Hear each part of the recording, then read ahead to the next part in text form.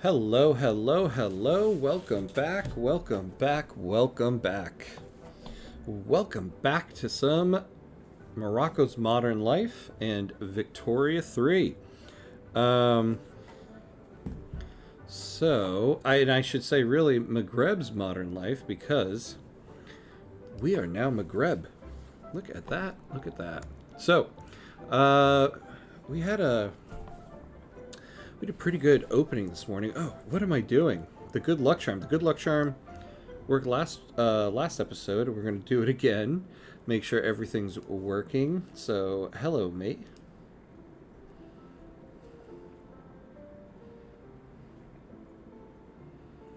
Hey, right back at you, buddy. All right, so yeah, so we had the earlier episode today where clearly we did some work, huh? We started the war with France. It is going well. We're on track to take Algeria and also enforce a 15K money transfer. So that's good. So I think we don't need a lot of preamble for this. We can just unpause and get going because we got to finish the war here. We shouldn't count all our chickens until they're hatched.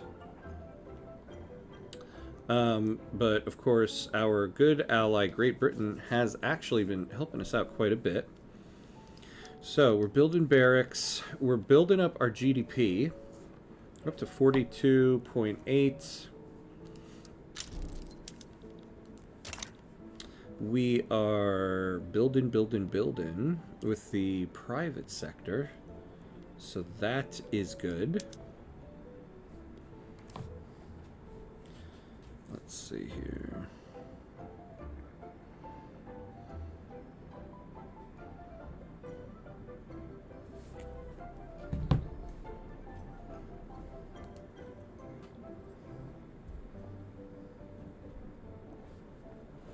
All right. Oh, what am I doing here? I can speed this up. So we've still got our massive investment pool, which is going well for us. We were also able to reach prosperity with the Maghrebi Armaments Inc. So we are now producing the Prestige Small Arms, which has done wonders for us in the world market. Look at that. Great Britain isn't even exporting it anymore. We've pretty much cornered the market on on the exports of small arms, which is great. But it also kind of means our trade advantage is going to get closer to zero because we're pretty much the only one exporting it, which is fine. I mean, we're the only one exporting it. That means we're doing very well. Now, I do hope that... So we have trade rights with this company. Hey, Jack. Hello, hello. Welcome, friend. Welcome. Welcome back to Twitch. You are now officially a full convert. Let's see. So we have trade rights on here. So I want these guys to build the trade centers. Although... I mean, we're not really going to get any more trade advantage on small arms since we're the only ones producing it, but they can get trade advantage on this stuff. I would be on YouTube if it wasn't so delayed. Yeah, I know. That YouTube delay, man. They got to do something about that. I don't know what the deal is about that. Hey, oh yeah, hello, hello. Welcome back, welcome back. We have just started here. We just unpaused. Look at this. We're halfway there. We're halfway there. Let's see. Yeah, so we are exporting steel as well. Let's take a look at steel exports. Yeah, look at that. We are one of the main exporters.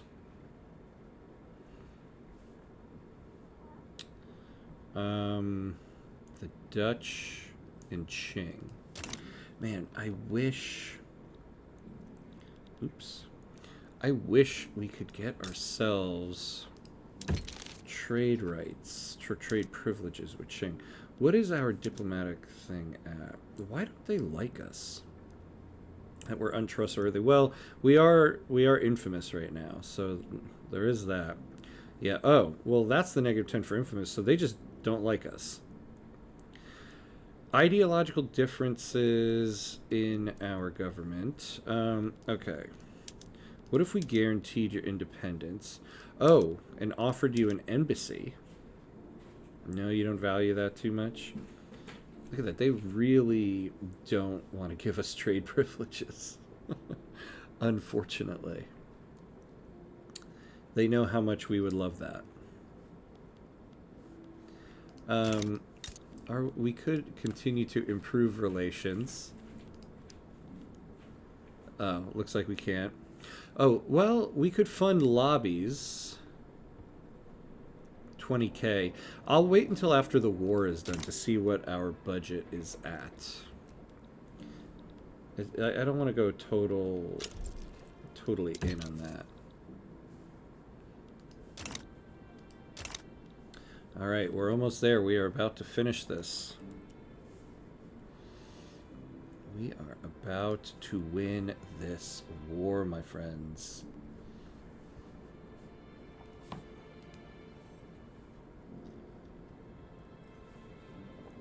It is almost time.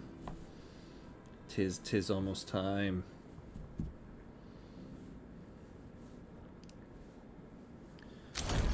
Yay! Let's get a pause real quick. Oh, look at that. That is a beautiful thing. Look at that. And it's all incorporated. Oh, even these states. I generally wouldn't have incorporated those. Alright. Let's see where our budget goes after this update. Look at this border. Maximilian, hello, hello. You're not late for the stream right now. We're only about 13 minutes in. But we did have a session earlier today where we started the war with France. So you're right on time for this session. Borders are beautiful, but I know the color. I wish it was a little different. Okay, look at that. So, budget-wise, okay, so we can definitely lower military wages a little bit. We can lower this a little bit. We do need to lower taxes.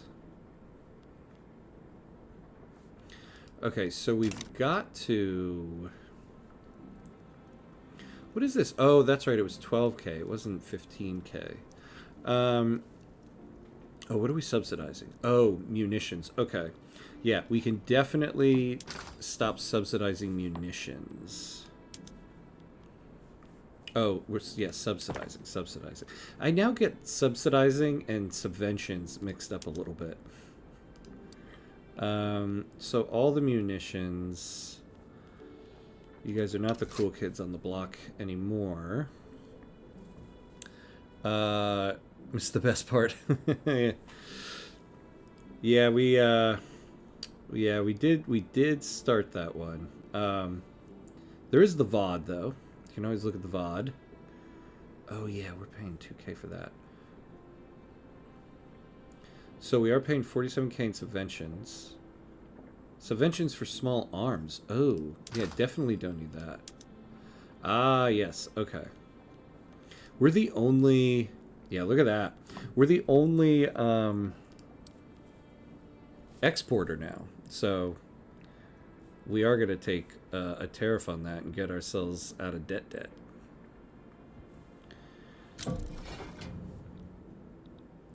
Netherlands broke the pact.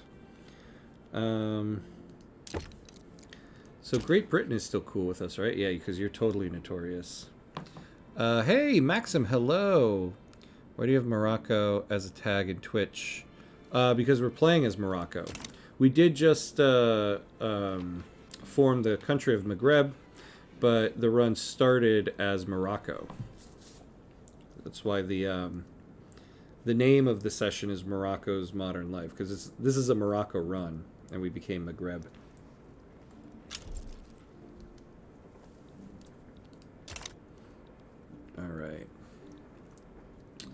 Let's see, what else can we do? What else are we subsidizing? Railways, ports, power plants. Forgot somebody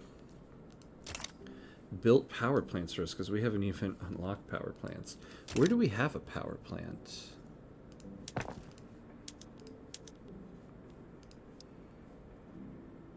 Oh, in all the Algerian states. You know, I was thinking of wearing my Algeria jersey for this one just because, but unfortunately I wore it this weekend and it was dirty and a little stanky. So, unfortunately. Okay, I think we need to look at... Yeah, we don't need... Okay, we don't need to be subsidizing this. In fact, I don't really want to be subsidizing any of it. Oh, we have one in Marrakesh. Do we now?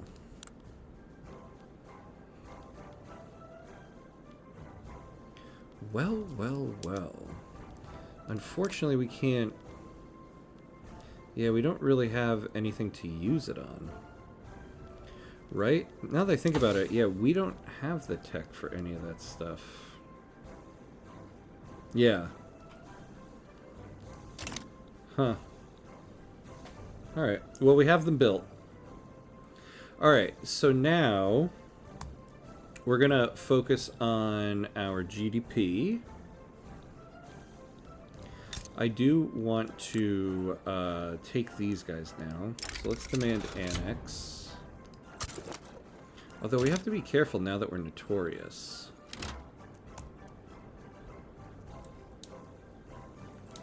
There we go. And Libya. We're going to wait on that. This is going to give us 13.8 infamy. We don't want to start inviting people to do like cut down to size plays on us. So we can hold off on that for now. Let's see. But we got Tunis. So that's good.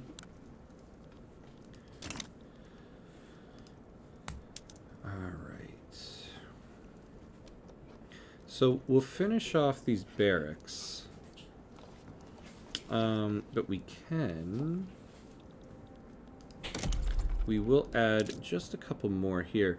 You know, oh yeah. So now that we have Constantine is going to be a great place to build some construction sectors. And so will Algiers, actually.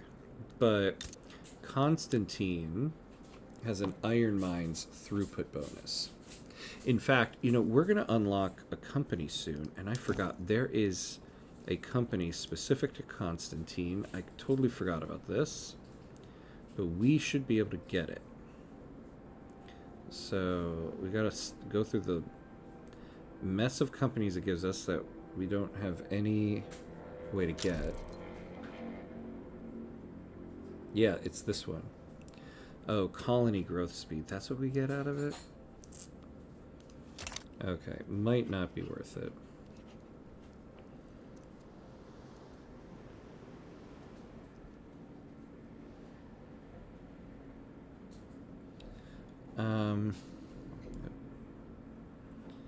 Let's see, what else do we have here?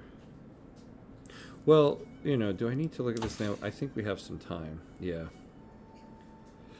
Steel frame buildings. How much steel do we have in our market?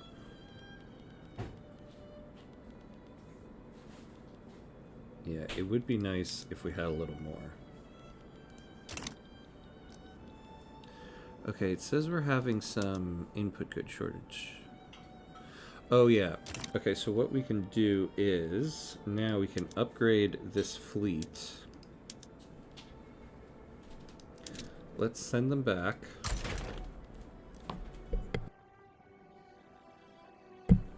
Let's upgrade them, and then we're not going to have these input goods shortages anymore.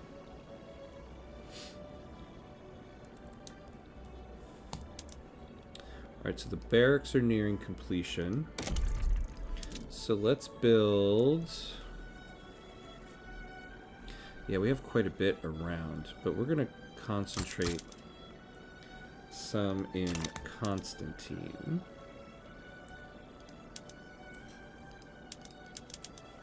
And then... What are they having input shortages on? Everything. Yeah, look at this. Okay. Let's fix up all the PMs in all these states. Yeah, what is tools in our market? We got a tooling. Yeah. We've got a major tooling problem. Okay. So first things first, let's make sure all the tooling is on steel tools.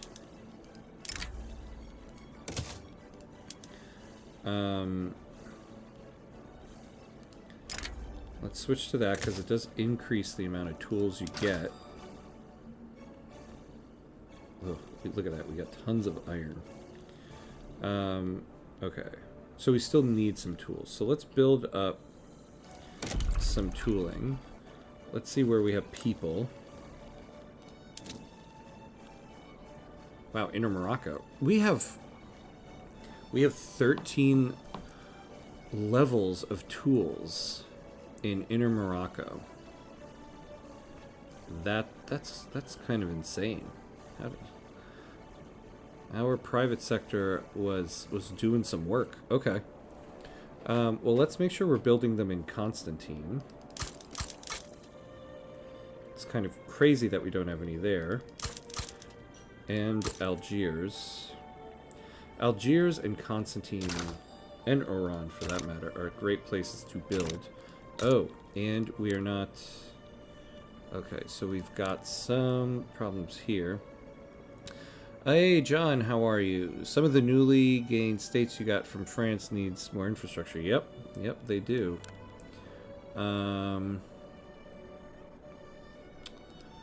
Now, I wonder if this is just hiring problems here.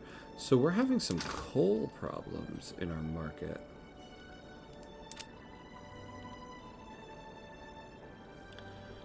Now, I feel like we get coal throughput somewhere.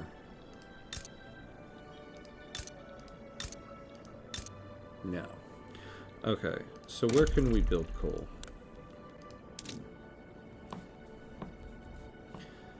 Oh, in the Sahara. Okay.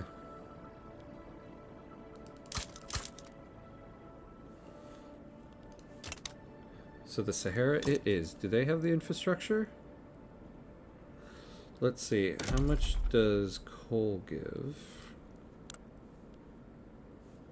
Coal takes up 2.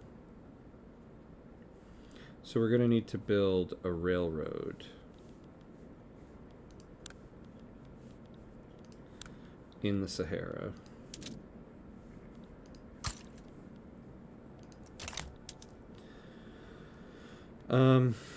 So let's see. Let's build the railroad before the coal. Once again, I should not have spammed the 3 pages of building like this. Hey, Swole Joel, hello. Good to see you.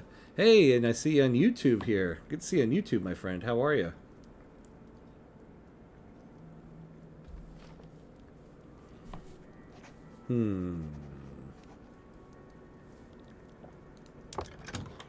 Yeah, I didn't want these guys to take trade privileges. I mistakenly clicked on this. Oh, well. Oh, that's right. These guys could build coal. Alright, hold on. We're not going to build the coal. We want them to build it. So what we will do...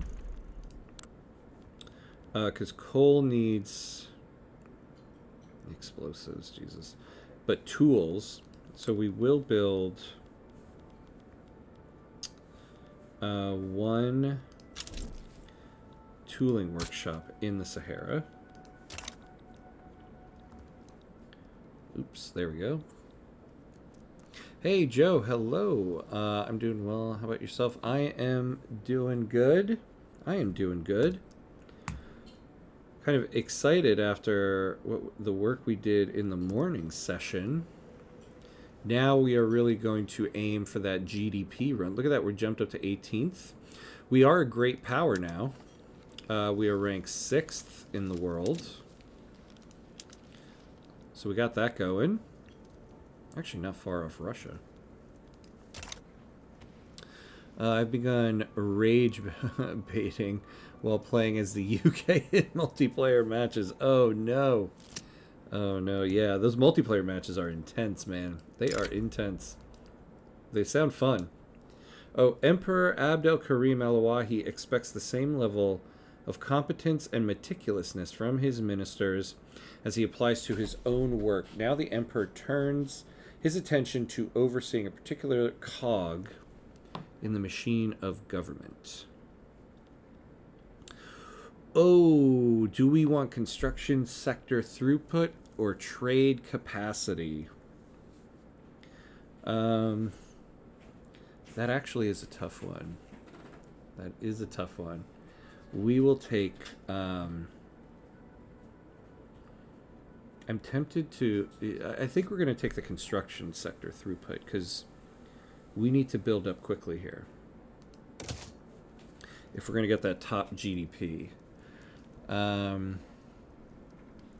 By the way, the states you got from France need more infrastructure. Yep. Yes, I know, John. Thank you. We are working on that. Working on it.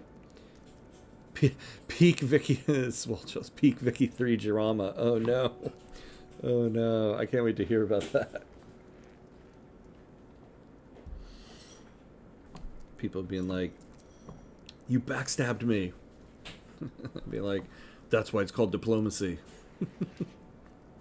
Hey, oh, Wolf Girl. Hello, hello. How are you? Question. I am playing Russia and trying to weaken the UK. Earlier, I was able to liberate Wales, and in the current war, UK is trying to conquer them. So I joined the war with a war goal, liberate the colony of Canada. We, Wales, France, and Russia, won the war by occupying UK, and war ended with UK war score at -100. We were able to occupy about half of Canada by the end of the war, but UK still has Canada as a colony.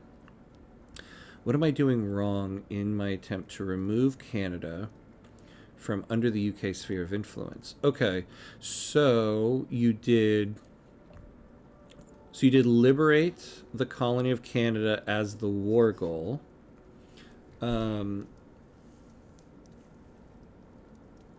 Let's see. Oh, were you the war leader?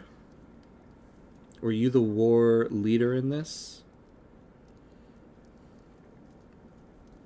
Because there is the possibility... no, Wales was the war leader. So, this is a thought.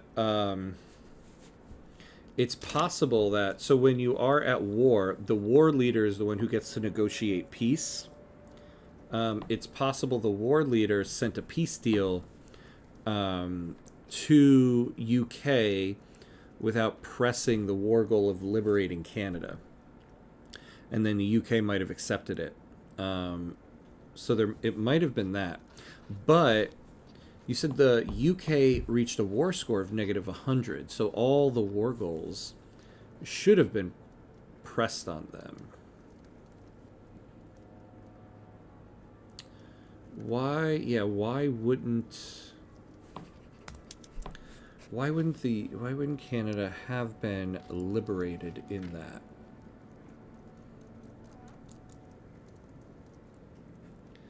Liberate the colony of Canada. I mean, that's the only thing I can think of. And I would assume it was that if it wasn't for the fact that you say UK war score reached -100. Because liberate should have made them independent.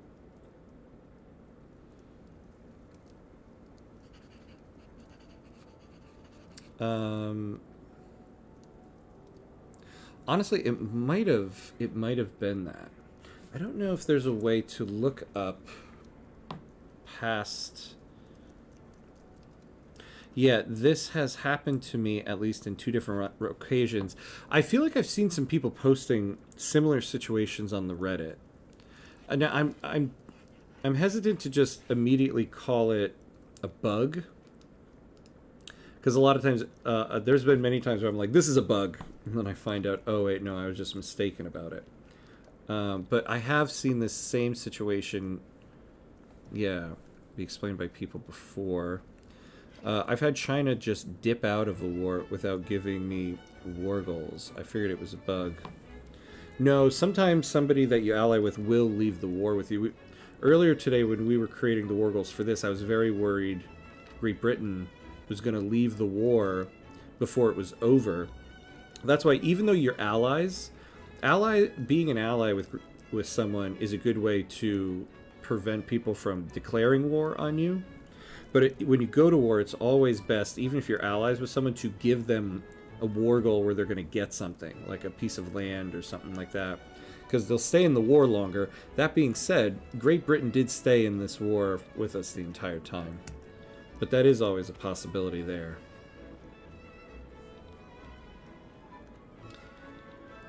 Alright.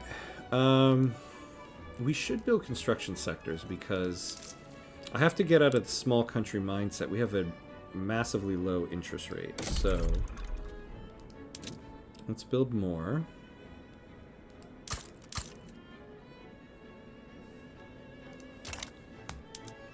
But yeah, unfortunately, that's the only thing I can think of. If somehow Wales made a peace deal that Great Britain accepted before the official end of the war. Thanks for your thoughts. I'm gonna load an old autosave and make sure it reached 100. Yeah, that would be interesting to know. And keep an eye out if there was like a quick icon up here for that peace deal right before the end, because that could be what it is. Because yeah, if they reach negative 100 and the war ends, all of the war goals are supposed to be pressed. Feel free to communicate the solution I found and post it to that other non-YouTube viewer.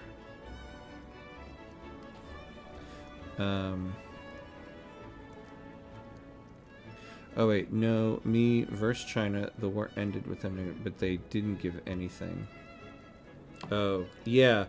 Yeah, Wolf Girl, so, oh wait, oh, this has... Yeah, Wolf Girl, there was somebody on the YouTube chat here that was responding to what you had said. They said they seen, the same thing happened to them in 2 different occasions. Which is why I was saying that, yeah, it might be... It's possible it might be a bug. It's very possible. They're releasing all these hot fixes, so, right, like, you never know.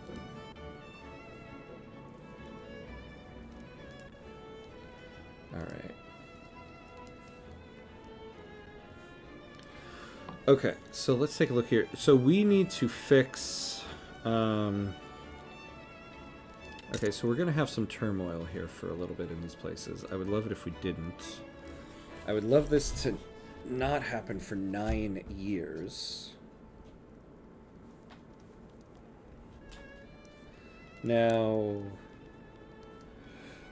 Yeah, we all share similar... Oh, atheist. Does France have state atheism? Look at those sneaky bugs. State atheists. So we have atheists in our country. Taboos, none.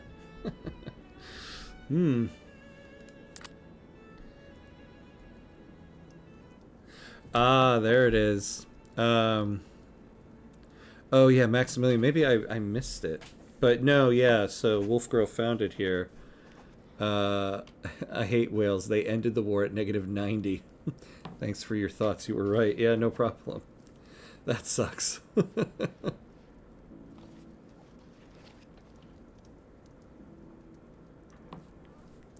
That sucks. Fight a whole war and then they...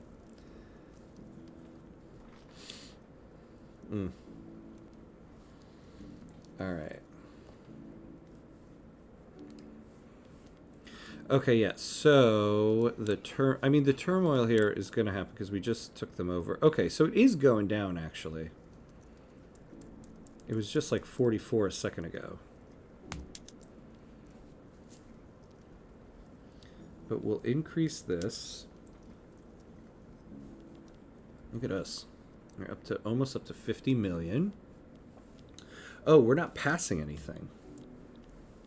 Oh, what's Great Britain doing here? Anything we want to get involved in? No. Okay, that's right. So we want to get off monarchy. We're never going to get slavery gone until we can get this damn slaver out of the way. The guy's only 51. So what can we do here? So it's only the landowners and the Sunni that disapprove.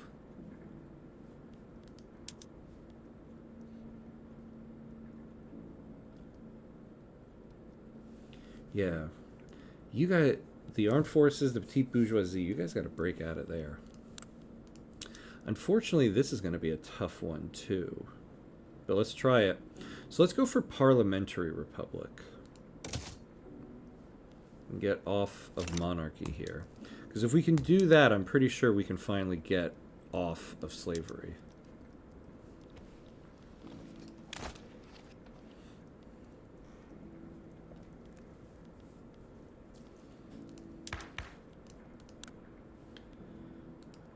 Oh no, what am I like? I want budget. Alright, so we've got medium everything.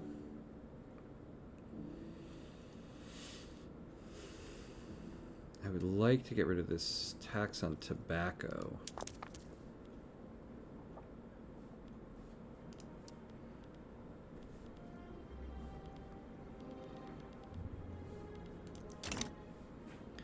You know, we could also do with catching up a little bit on tech here.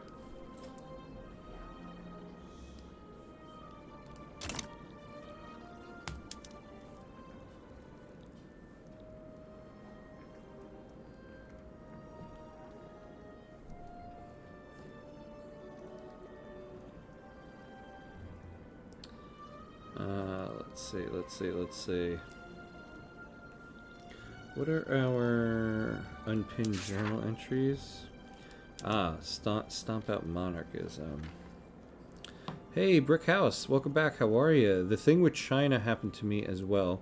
Even though I had negative 100, I reached zero war. I received 0 war goals. What fixed it is clicking the war goals before they tick to negative 100 manually. Otherwise, they will white peace. Oh, that's interesting. That's interesting. Well, so hold on. In that one, Brickhouse, were you the war leader in that one?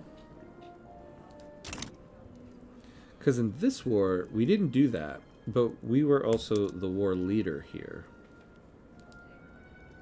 Although I guess, yeah, you would be the war leader if you can set the peace deals.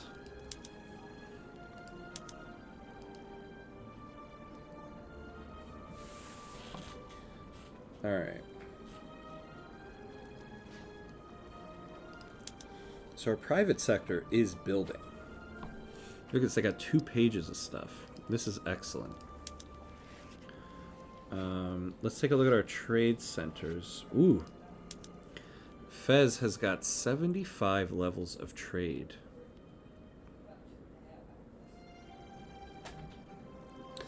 So we are exporting munitions and we probably shouldn't. Yeah. We're gonna, oh yeah, because we're not tariffing it. Oh, actually, yeah, no, we'll do that. We'll put a high tariff on the munitions. I don't want to do that. I don't want to be losing any of our ironclads. Now this, yeah, would be great.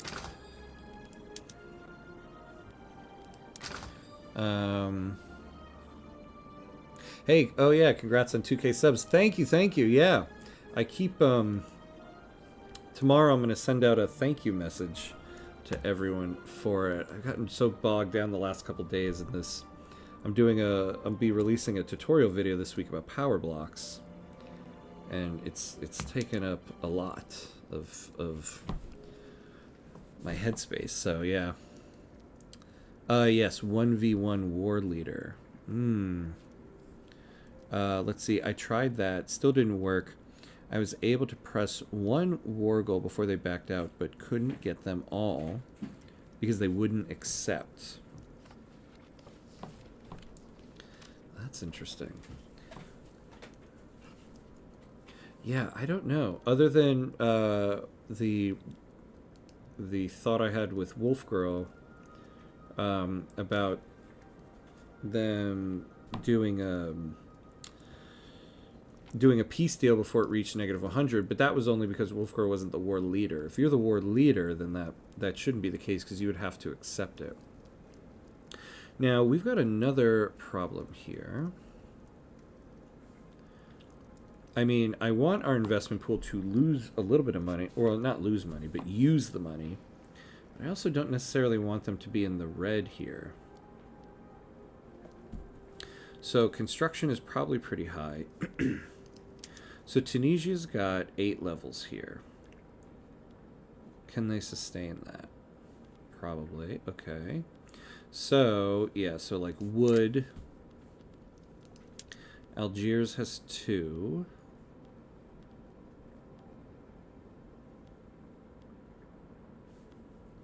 Yeah, everybody could kind of use tools, it seems like. And logging. Though we should have more logging now. Yeah, look at that. Honestly, I want these logging camps built. And I want them built sooner rather than later. So let's get them all built.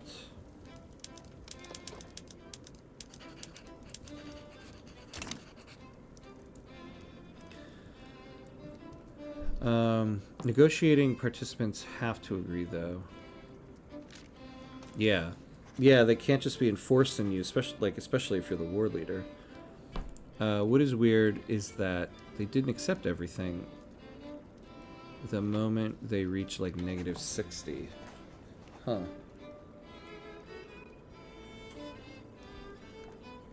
You know, I'll admit I haven't read through the previous 2 hotfix notes.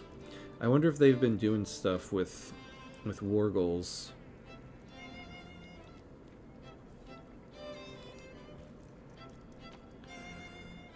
All right. Oh, these guys are. We could use another. Yeah, we'll take this. Oh, Greece is improving relations now. Oh yeah, they tried to get in on our war. You know, we should probably increase, relations with these guys. We could probably give them... We can't get trade with them?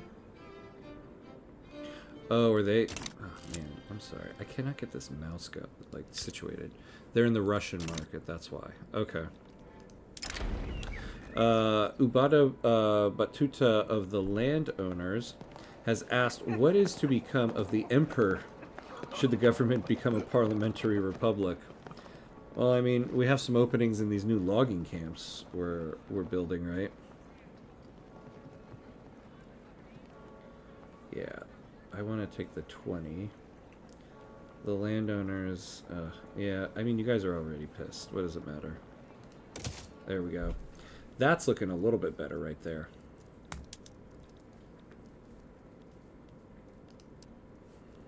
All right. So we'll build up some... So basically we're building up construction sector stuff. Logging, tooling, railway in Sahara, so that they'll start building coal there. Actually, let's see. Is our company building coal? I would hope so. Yes. Okay, they're starting to do it. So, oh, yeah, look at that. They're building quite a few of it. Excellent. We're going to get all that throughput bonus.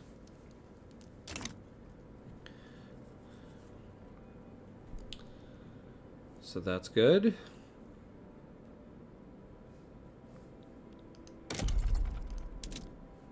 Let's build a couple more in Constantine.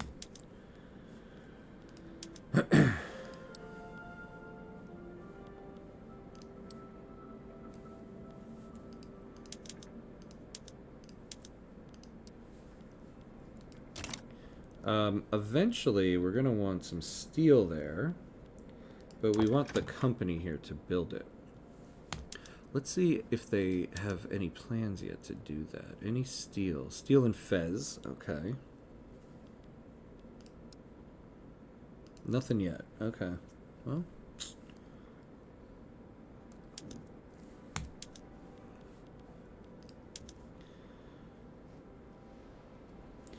So what is our next... Oh, the Social Democratic Party. Anybody joining that party? The Social Democratic Party is the rural folk, but the trade unions want to be in the Liberal Party. Yeah, see, now this is where we're going to have an issue. Because we've leaned heavily into the industrialists. They have a bit of a vice grip. Who can we get? Oh. Let's slow down for a second. We can make the head of the industrialists a radical. I don't mind this, because right now they're a market liberal, which doesn't actually do anything for us right now. Let's see what this guy's giving him. Oh my god. Oh, this guy.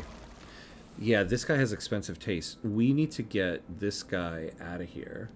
Because if he becomes the leader, he's going to become the leader if we get parliamentary republic, and we're going to get negative, or we're going to get plus 5% tax waste, which sucks. The Sunni ulema have formally censored Abdallah ibn, or petit bourgeoisie, market liberal, Fuad, over an unconventional article in a radical party newspaper advocating for the disruptive social policies. Oh, they split. Oh, the radical party. Okay, they split from the landowners. This actually isn't so bad. But where are they falling here? I don't mind them getting some stuff.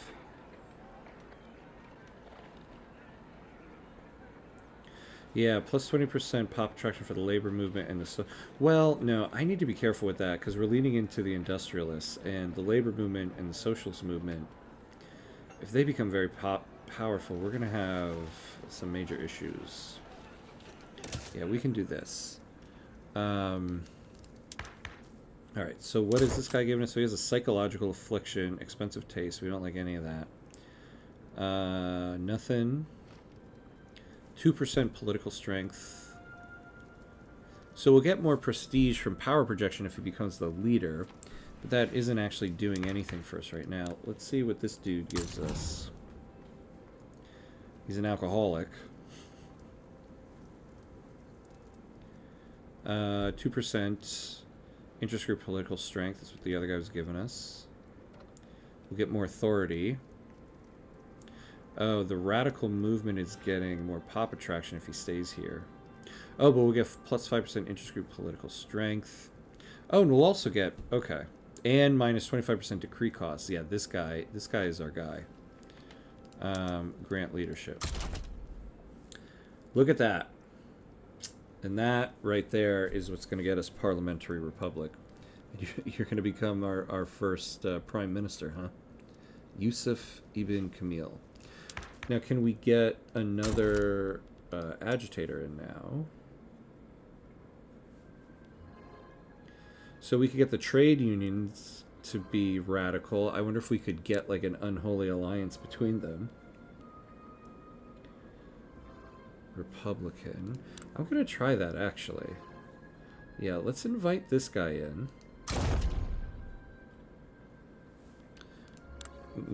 Petit bourgeoisie is a nihilist. Interesting. Okay.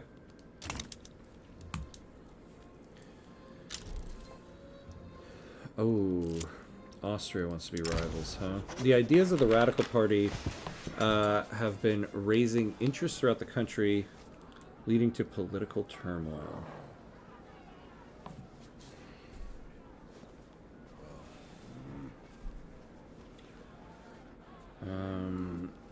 How much momentum can we really give these guys? We can give them more.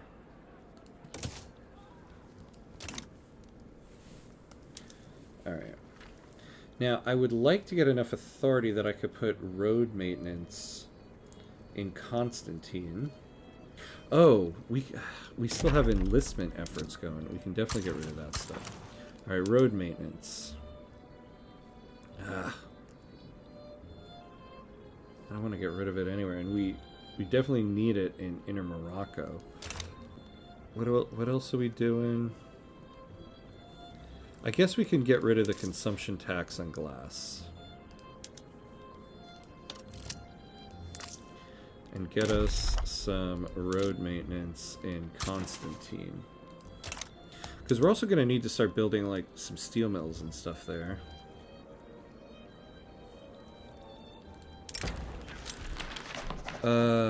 The Whig Party, the wing of the Conservative Party affiliated with the landowners has raised complaints about Mustafa El-Awahi's choice of endorsements, leaving their supporters neglected. Ooh. Yeah, this is the way right there. Ah, look at this. Oh, man. Not good.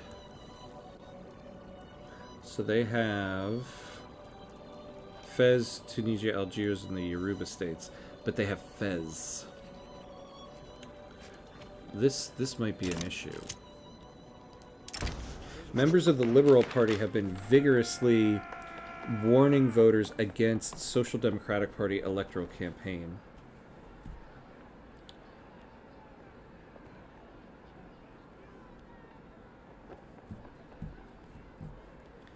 Yeah, I mean, I'm fine with this. They're not going to be a major factor right now.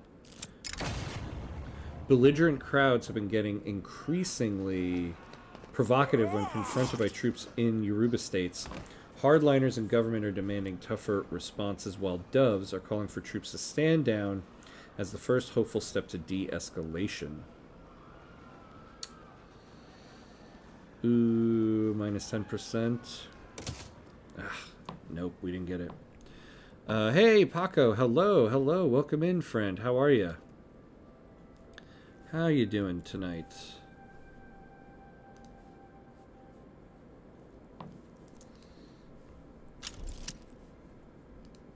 Oh, yes. Law progressed to drafting. Excellent. In a pro-suffrage gesture, Saud ibn Abd al-Qadir has released a positive endorsement of the Free Trade Party for its stalwart support of voting rights in Maghreb. Yeah, we'll do this. I really am kind of giving the industrialists here quite a vice grip. Why do these guys have such popularity? Man, I should have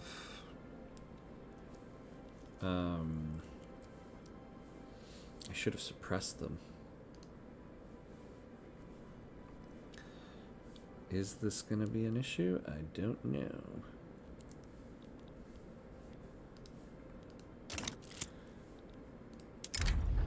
Supporters of the Free Trade Party have gone beyond simply campaigning for their own party, harassing and sometimes physically attacking opposing partisans.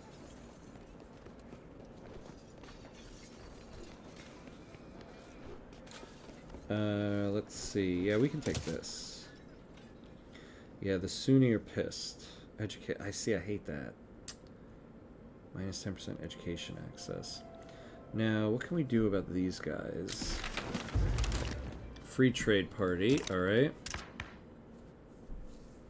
Nice. So this gets us up to contested.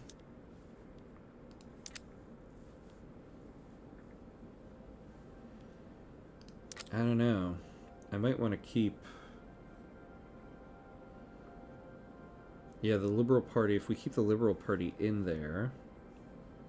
Oh, but we're going to have to... Yeah. We would have to put these guys in. So we can't... Now we could do this.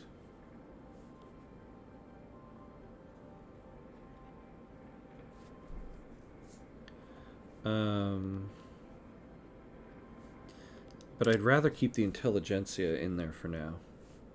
I've also somehow put on noise cancellation on my headphones, and it's sounding very weird to me here. Hold on, what do I do here? Oh, here we go. Oh, there we go. I'm back in the world.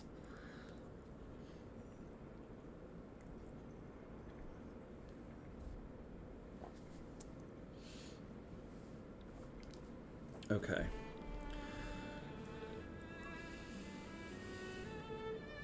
All right, we've got to do more, build more. Let's just do 2 more here. And then I think we can stop, because that'll be quite a bit added.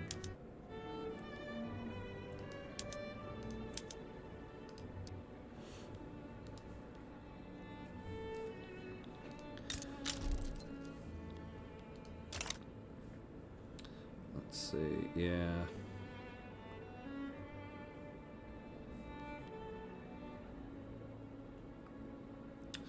Oh, you know what we could do? We could do violent suppression if we had 100.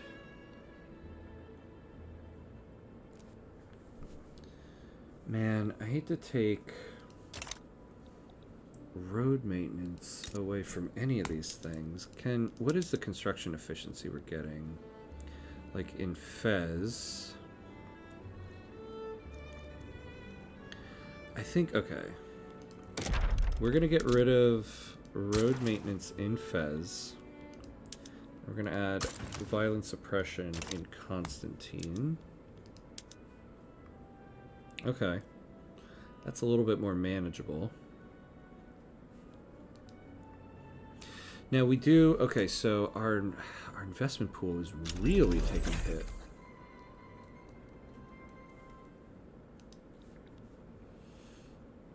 I don't want it to be fully depleted.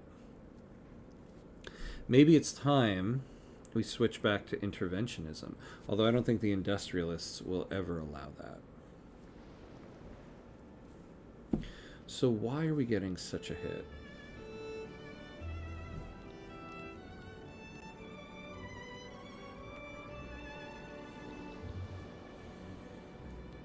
You know what could help us?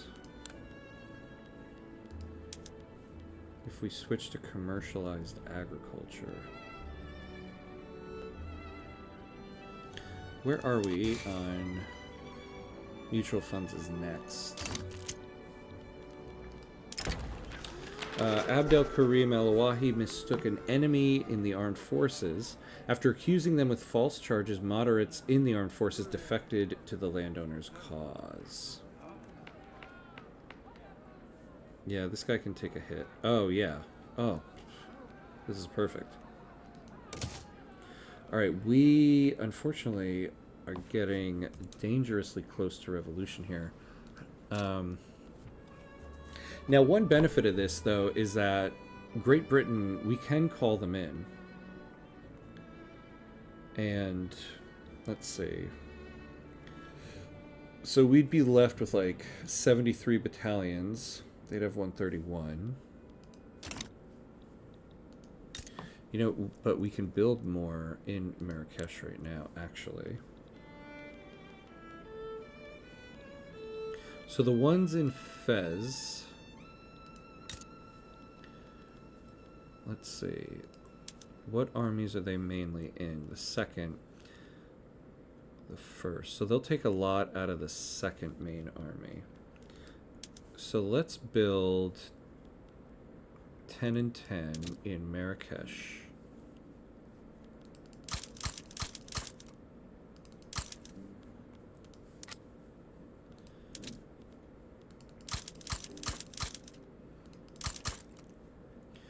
Because we got a revolution a brewing here, and we might end up taking this to war.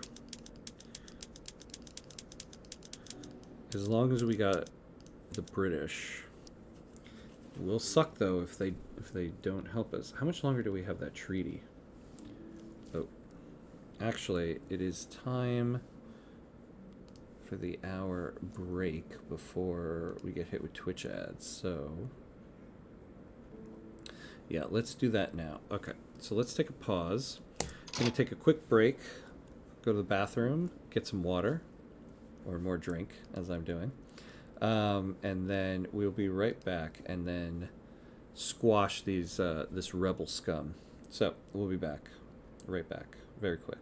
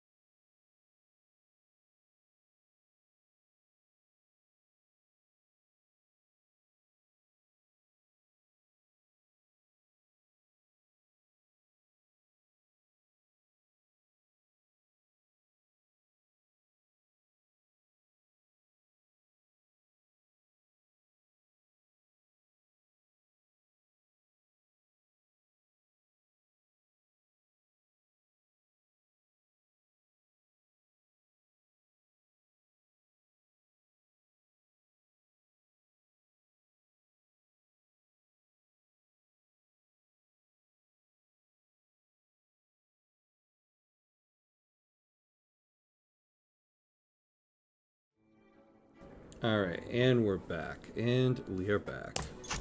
All right, so let's do this. Oh my god. Look at these like potholes here in the Sahara.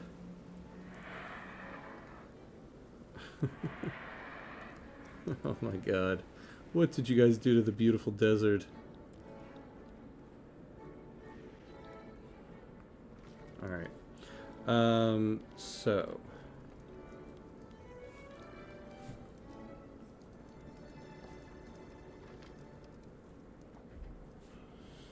yeah, so we've got to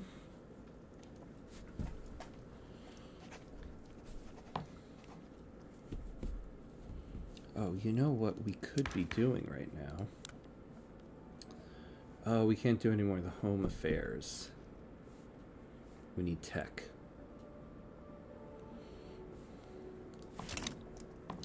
Also, you know, we could be doing...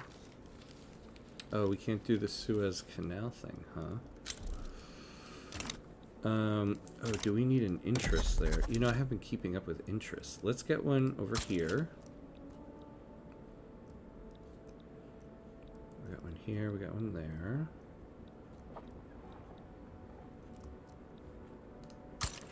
Let's get one in Senegal and Congo. In Italy.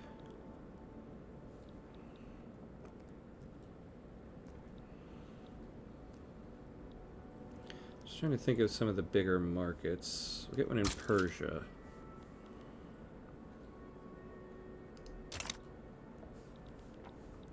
Actually, no. Let's start doing business with the Ottomans. Actually, wait, is their capital... Yeah, the capital's right there. Okay. There we go. Yeah, let's build up these barracks. Luckily, it looks like we'll keep the majority of the navy. Maybe we'll get this black and white checker stuff out of our flag.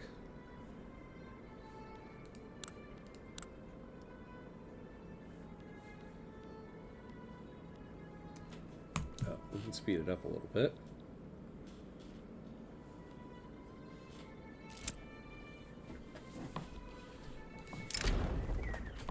In the midst of the debate surrounding parliamentary republic, one of the country's leading playwrights, strongly associated with the intelligentsia, has staged a widely acclaimed play whose politically laden theme makes no secret of the author's desire for the law to be passed.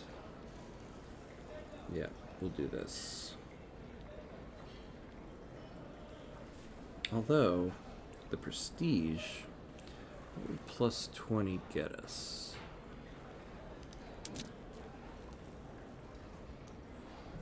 Yeah, it wouldn't move us up. Yeah, we might as well just take this. Well, 74 is pretty high. Giving the intelligentsia pop attraction might be pretty good. Yeah, we'll take the intelligentsia pop attraction. Alright, so they lost a little bit on this.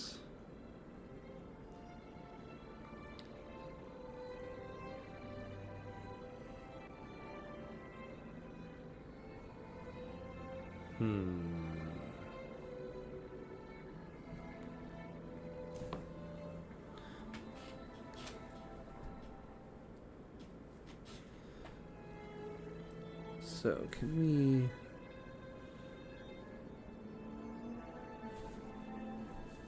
Who are the main groups? Yeah. Ooh, steel frame buildings. Nice. We'll do that in a second. Do we have... No. Let's see if maybe we could have changed the leader of the landowners. Or the Sunni.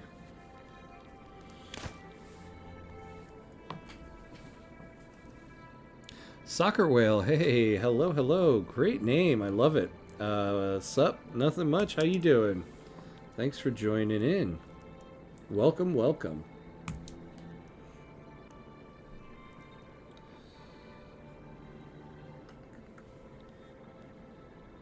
Alright, so this went down a little bit. Yeah, we've got to get more contribution to the investment pool.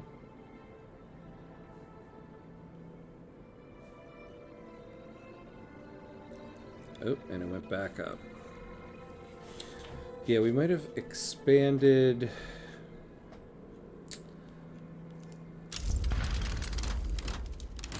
Oh, pooper poops. Poopity poop poop poop. Okay.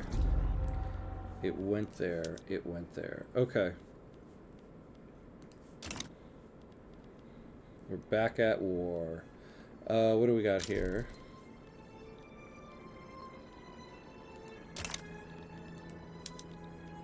So let's get our conscripts right.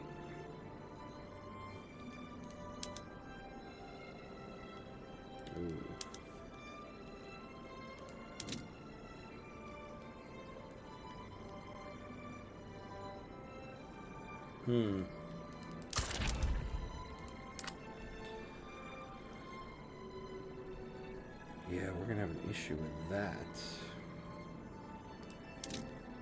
But we can assign quite a bit. So we've got 19, 20 there.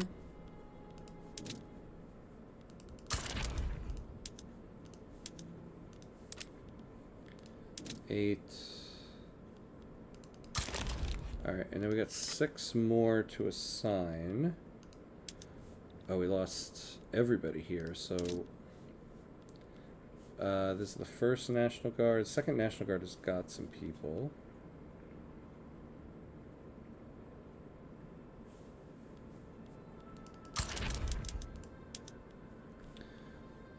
We won't assign in the Sahara. That's going to be massively expensive for us.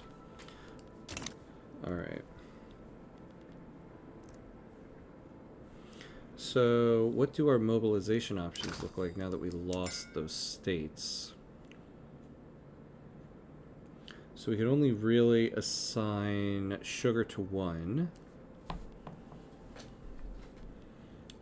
Who the hell is sending us automobiles? Oof, our mobilization options are not looking good on this, actually.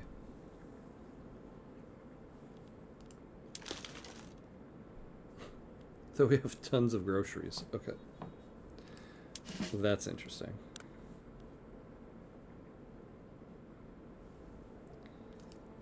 Yeah, we're gonna have to take most of them off. So we'll take off tobacco. We'll keep sugar on I guess mainly the second one.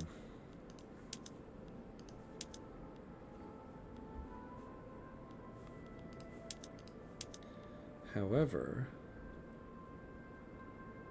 meat and wine. I think we do have that. Well, we don't have a lot, actually.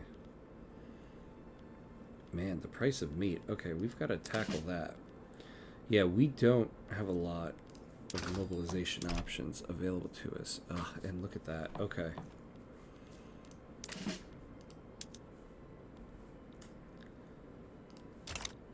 Damn. I should have taken care of these beforehand. Let's take a look at motors here. Can we hire more? No. Okay. We're just gonna have to import the hell out of it.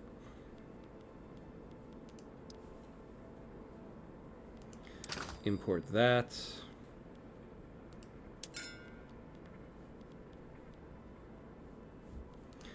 How are we on grain? Not good. Our market, man, is thrown out of whack up by this. Okay.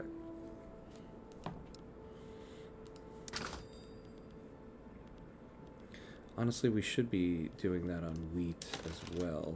Or grain, I mean.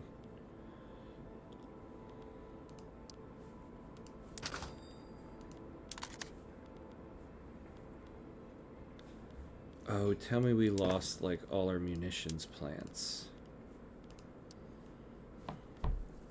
Alright, yeah, start subsidizing all of these guys.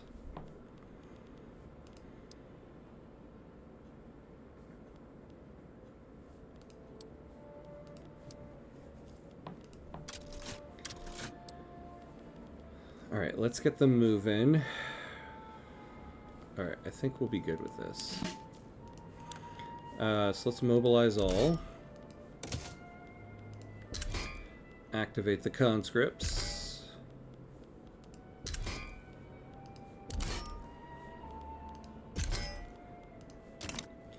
So, first thing we want to do is take over Fez. So the oh, they gotta move. Okay.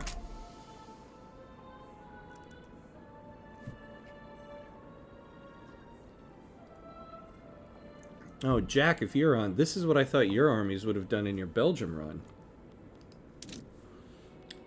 Enter exile status and then move there.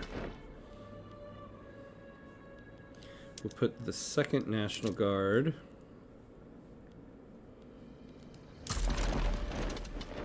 on that front. Then the 1st Cavalry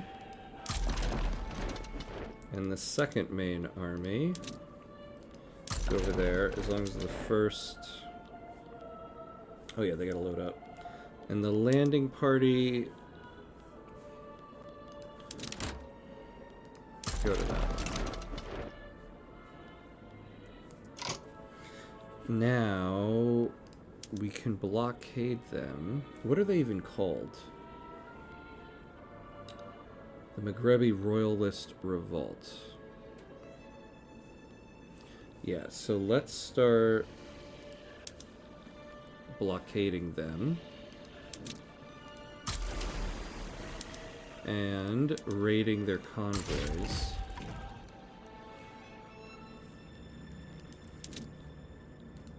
Because they're going to need to be importing quite a lot. Alright. If we can get Great Britain on this side, hopefully this doesn't become like the next big world war, our little civil war here. So we've got Great Britain, Scandinavia, Greece. Maybe we'll finally call you in, Greece.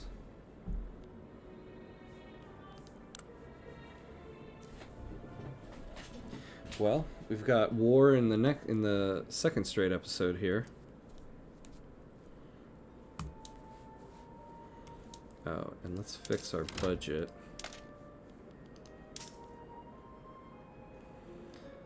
Ugh. Going to incur quite a bit of debt for this one.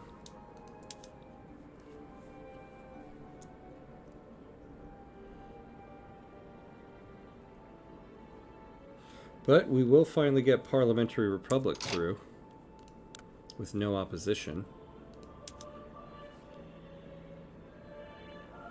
Yeah, let's just call you in as an ally.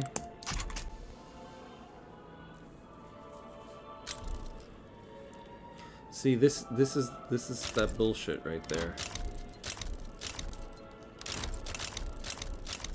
Now it's going to turn into some massive thing.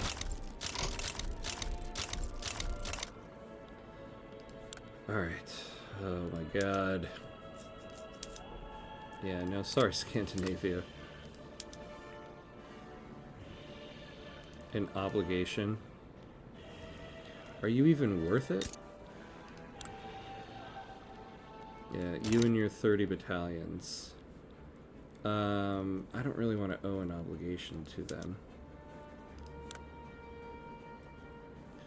Now, can we demand anything? We can't demand anything out of Spain here? Oh, maybe the escalation has to not be paused. Hello, Mauricio. How's the Maghreb new era going? Well, I would say it is going well, though we're on the we are about to start a civil war here. So there is that.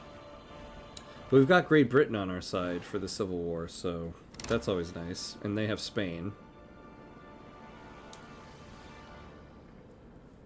Damn, we can't add any war goals against Spain, huh?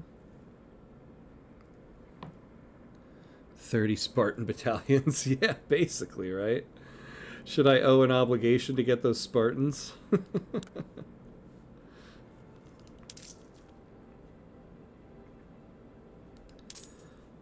I don't want to go high taxes. I don't want to go high taxes.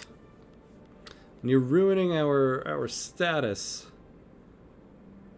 Oh, yeah, look at that. We're going to drop to major power because of this if we don't tackle this quick enough.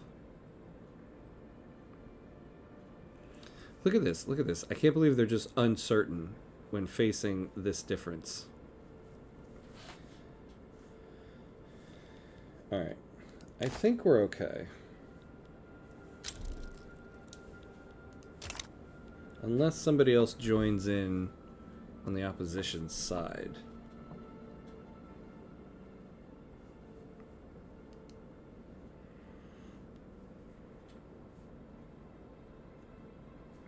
I wonder why we can't add any war goals against Spain. That's kind of interesting. I thought when somebody joins the war, you can add a war goal against them.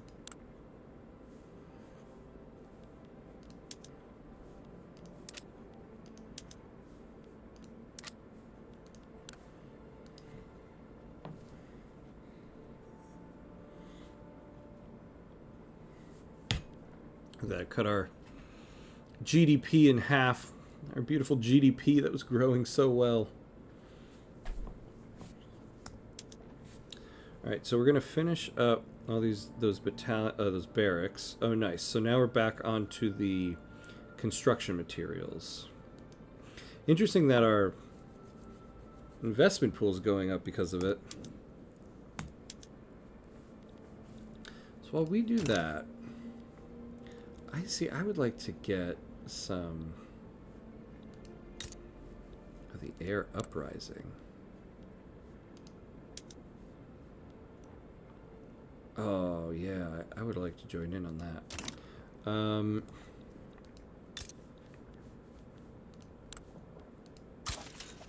Let's begin improving relations here.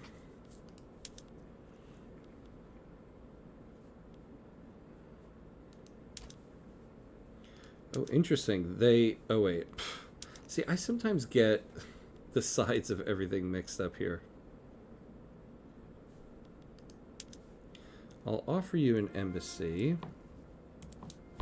Hey, Mr. Carl Wax. I managed to catch your stream again. I fell asleep right after work, so I've already had my 9 hours of sleep. Nice!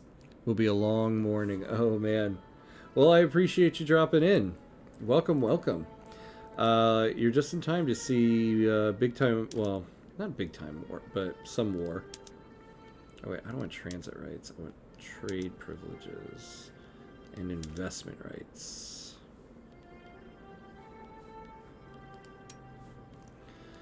Alright, well, let me take a look at the war here. Okay. Yeah, I think this is going to be fine.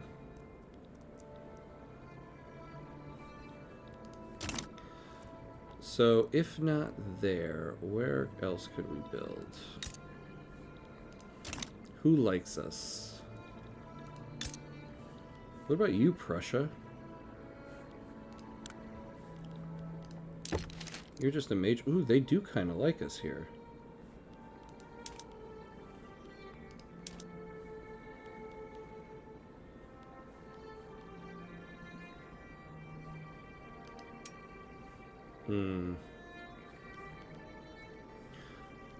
Why can't we do trade rates? Are you... Oh, man.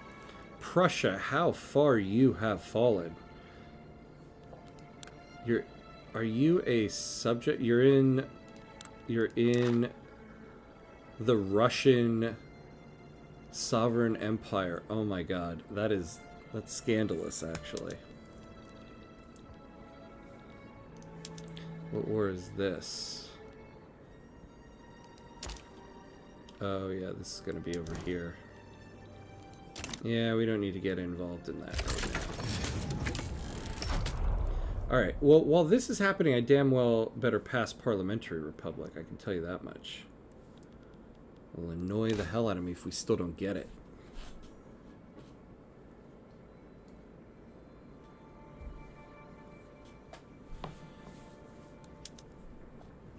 Alright, so we're building and we're building.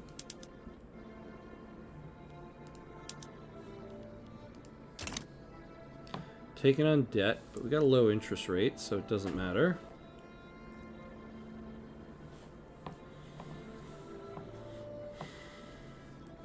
When our infamy goes low enough finally, we'll annex Libya here.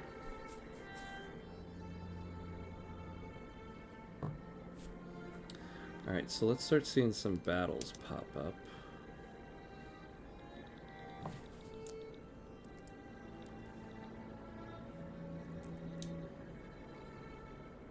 Alright, good.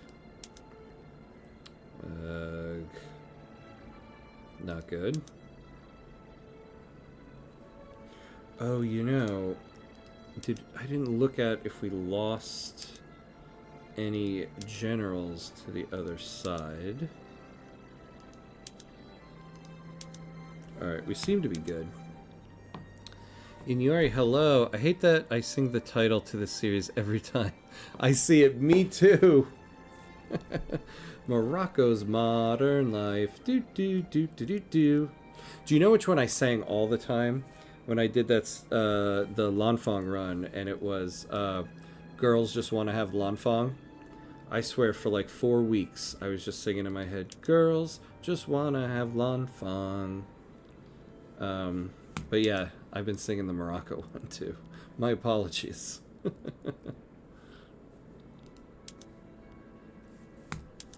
I'm glad you get the reference though.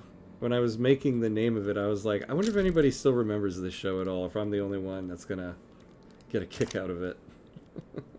So I appreciate that.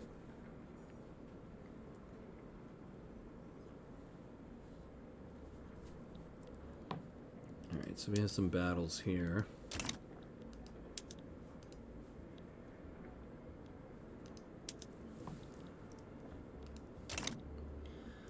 Alright, so it seems like we're off to a decent start, though the war goal is still pretty even. Oh, you know, we haven't saved in a while. We should probably do that.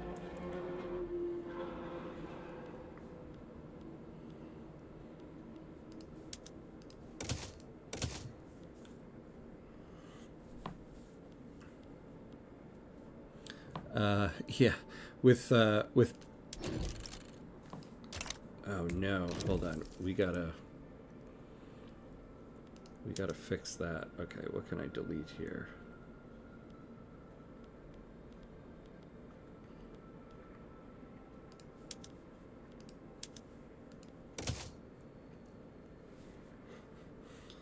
I have a bunch of false starts we can delete. All right, there we go.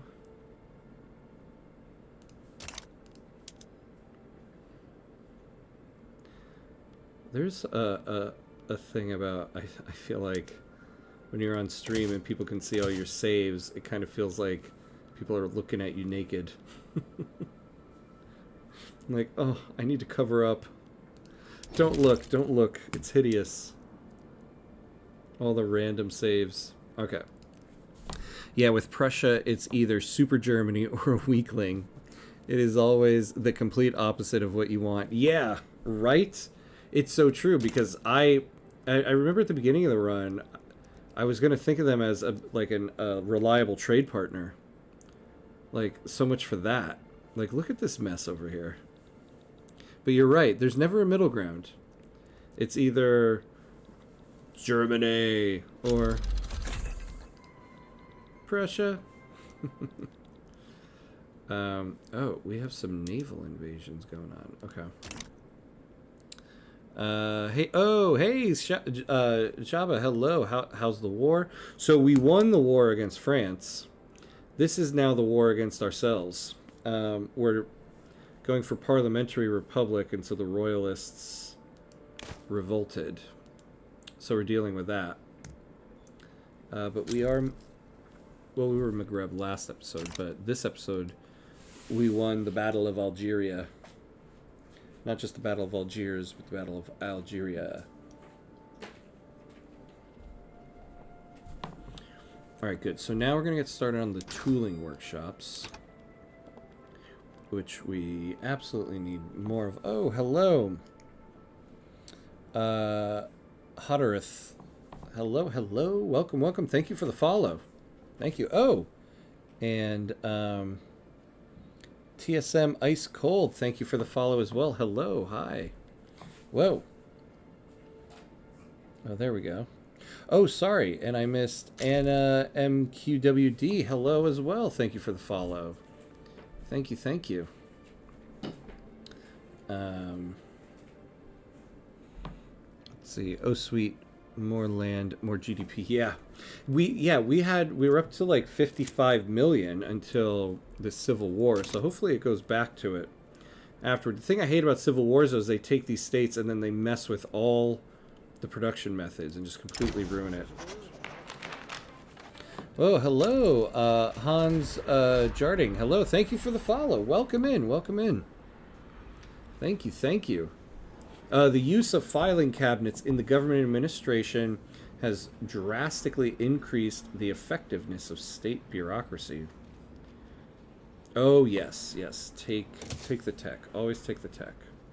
All right, so we're starting to pull away in the war here a little bit, so that's good. So we've got that going. Luckily. Oh, what in the hell?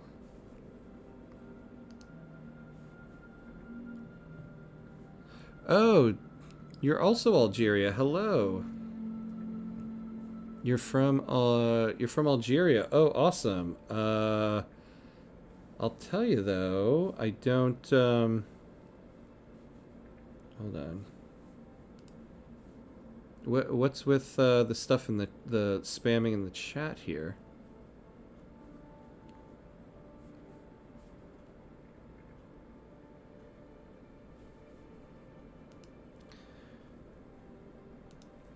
What is this?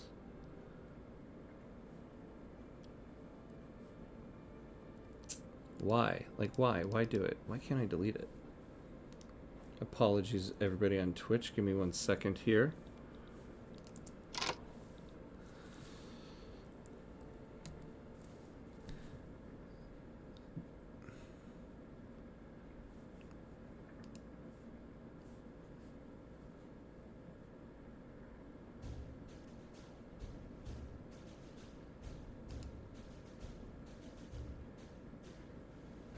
Yeah.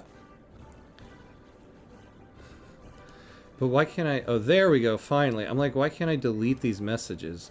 Please don't ban.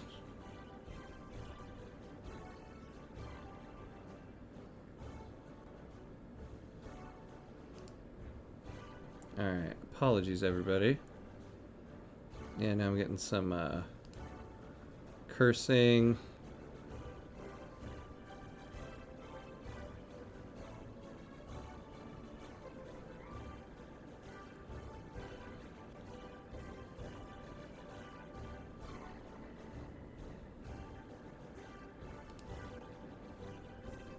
There we go.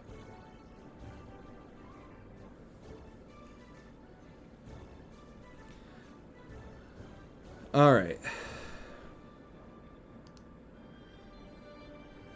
And they're gone. There we go. And we're back. And we're back. This is the first time I've actually had something like that happen. Oh, I did. They're banned. I was just kind of looking for where I could do that. I've never actually had to do it before, so it was something new. Alright. Well, that was fun.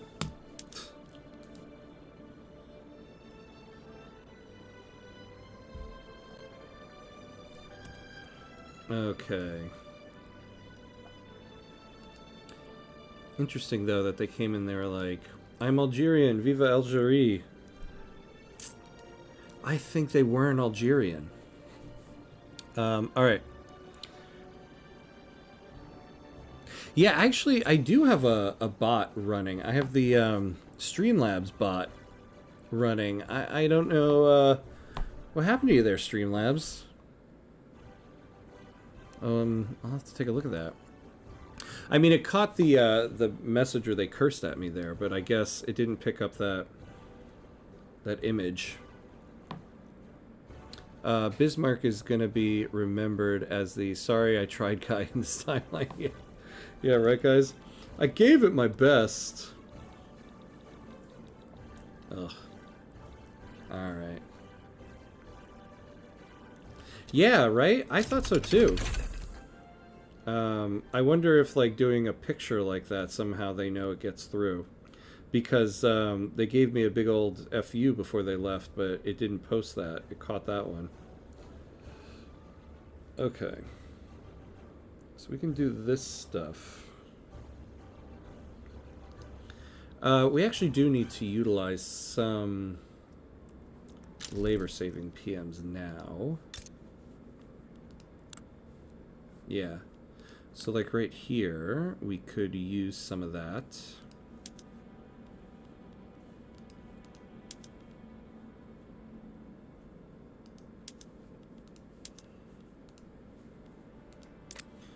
So this state is good.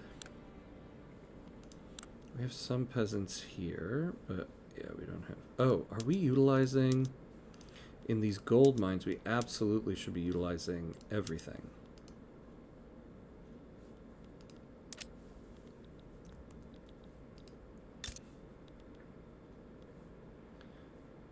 Alright, we'll utilize... Oh, well, actually, wait. Al-Rif... Yeah. So let's utilize that here.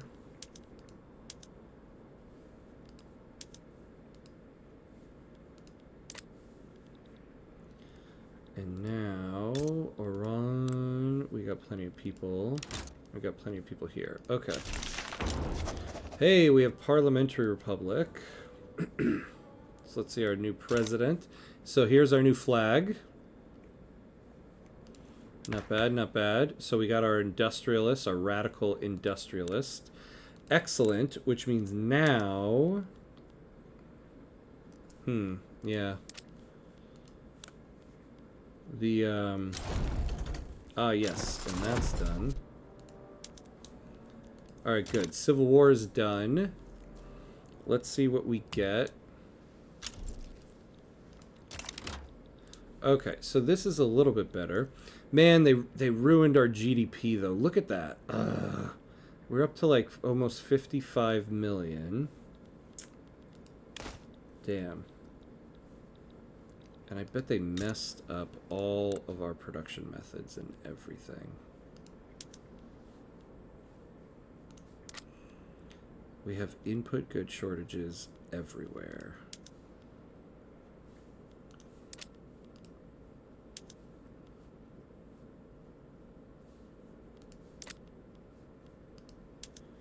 All right.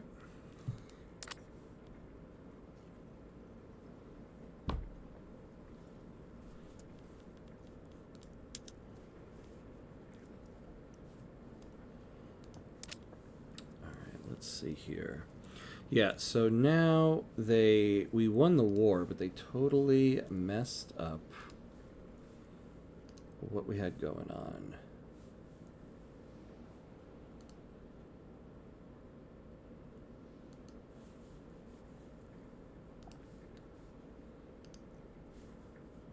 So let's try to fix this. God, that pisses me off. So we were really starting to soar with our GDP, and now it's all messed up. I'm gonna have to go through this one by one and really check. This we will keep because we're exporting all of that.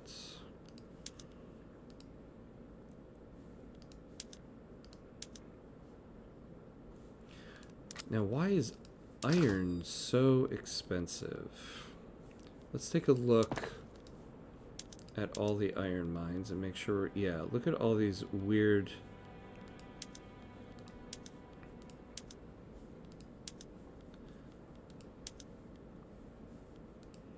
We're gonna just start labor saving.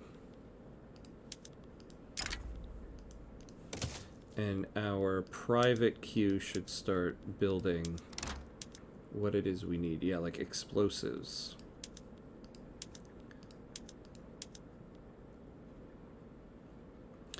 Some of the most fun I've had in Paradox games is going hunting for the different flags. Yeah, I know. I love seeing all the different ones. That's why I was kind of excited to get off of Monarchy to see what Maghreb has. There's some truly cursed flags out there. I know. It's interesting, too, whenever you go socialist, like, what their, like, made-up socialist flags for a country are, for the ones that are made up.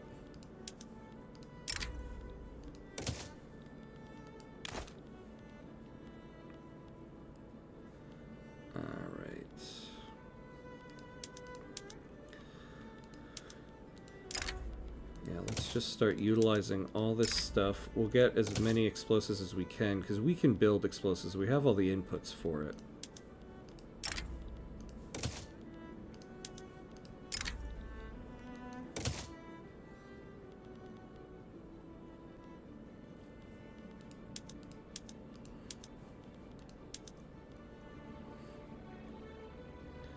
All right. Okay, I think we're good on this. On this end.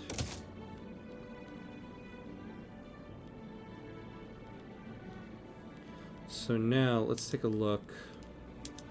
Oops. Oh, actually, yeah, the urban center. I have not.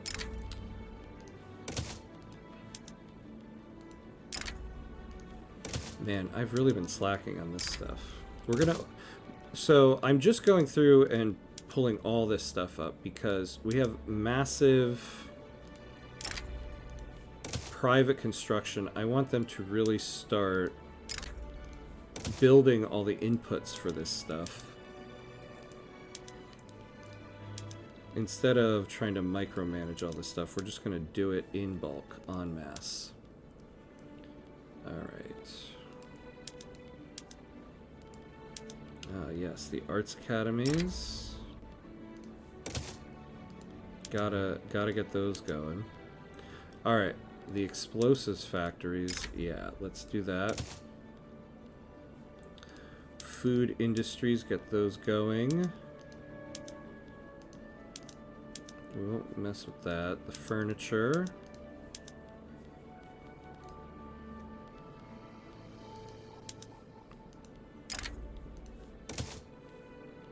Alright, glassworks. We have a lot of lead, so let's utilize it. Oh, the military shipyards we should be able to switch completely over now.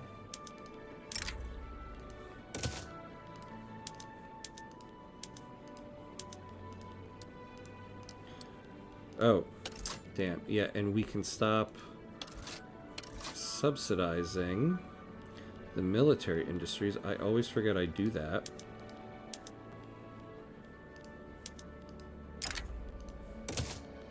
Gotta build a lot of stuff in Tunisia, it seems like. Alright, there we go. So let's take a look at our market now and see what the damage is. Got a lot of fabric. Let's see. The Central Europe technocracy flag looks straight. The science fiction. You have to see it. Oh my god. Okay, let me look it up real quick. Central Europe technocracy flag.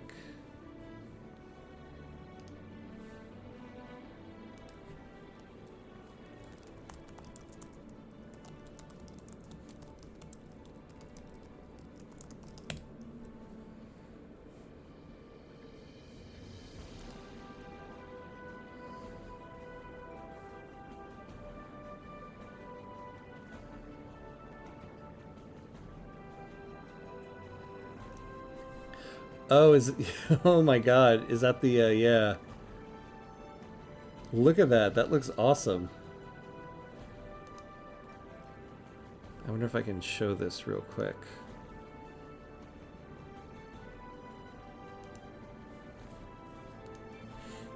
Here, I'll try to show this to everybody real quick. Real quick.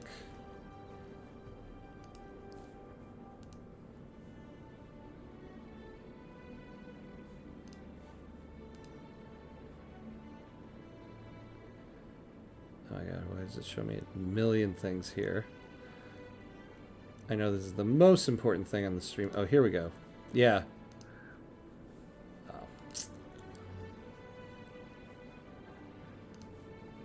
There we go. That is an epic flag. I kind of want to do a Central Europe run now. Just to get that. All right.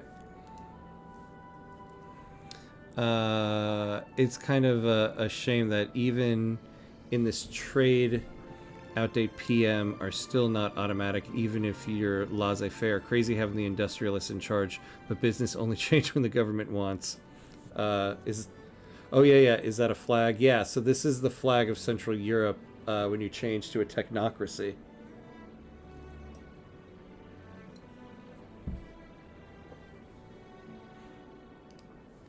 Yeah, I know what you mean. And I've heard a couple people talking about, you know, this whole, like, micromanaging PMs doesn't make sense. And now I can't remember if I've seen somewhere in a recent dev diary, I think it was, I forget which one it is. They do a dev diary that's like a post-mortem of the last release.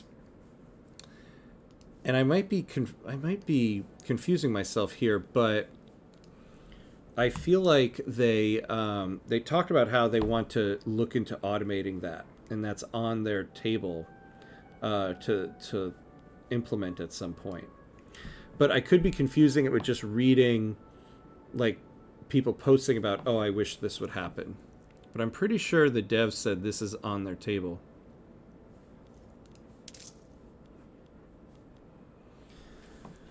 Okay. We've got to get our prestige up. Or we're going to drop down to major power. Also, our build queue is almost done. Yeah, the guy that did the flexure had a grand time. They really did, right? I would love to have had that job. It's a thing in most Paradox games. You're always playing a command economy on top of being all-powerful god of the country. Yeah. I've talked about this with some people before about, like, in every game, there's always this aspect of, like, who are you in the game, right? And so, Crusader Kings, you are your character. Oh, hold on one second. Did Constantine just lose its turmoil? Yes. Okay. So we can stop doing... Oh, it probably automatically did that. Okay, good. Yeah, who are you, right? So in Crusader Kings, you are your character. You're the leader of your house. That's who you are in the game, right? In Victoria 3, I'm like, who are you? Because you're not the leader of the country. The leader of the country is a different character. And so I like to describe it as, in Victoria 3, you're basically the deep state. That's who you are in the game. You're the one making all of the like deep state moves behind the scenes and wielding all the power.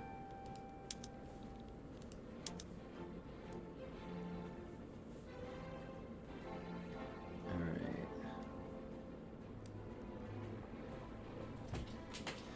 So, we could take this guy. He's a dockyard organizer. I don't mind that.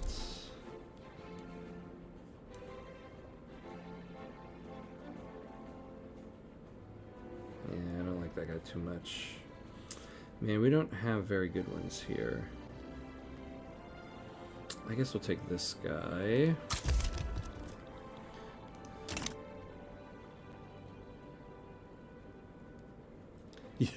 You are a god in every Paradox game. That's probably the best way to put it. You are god. Although, I don't know, right? Because I'm the god of Maghreb in this run. But not necessarily everywhere else. Every country kind of has their own god then, in that sense.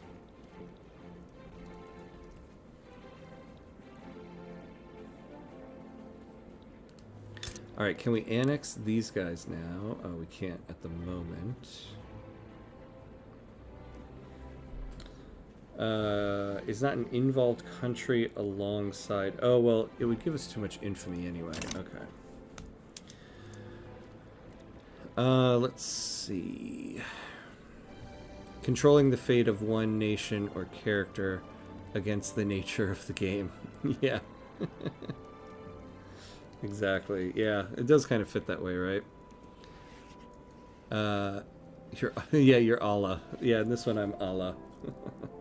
Oh, this is awful to even say.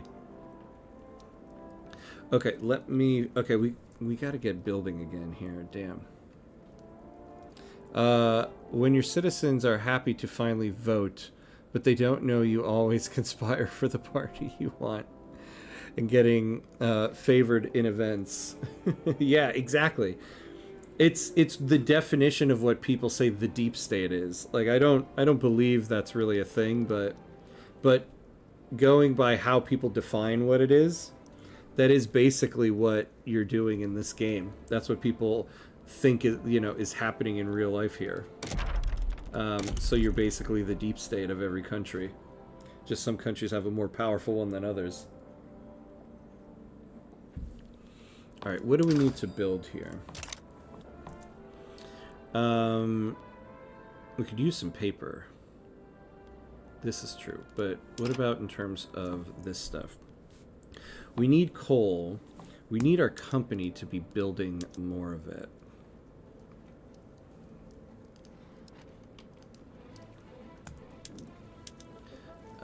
Let's take a look here. We need more motors. That we really do need.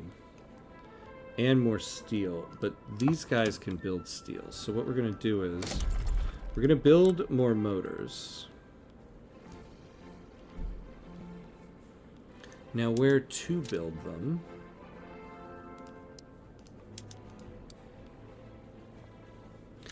So we could keep building in Fez. Whoa, look at Inner Morocco. Inner Morocco's got quite a bit of people.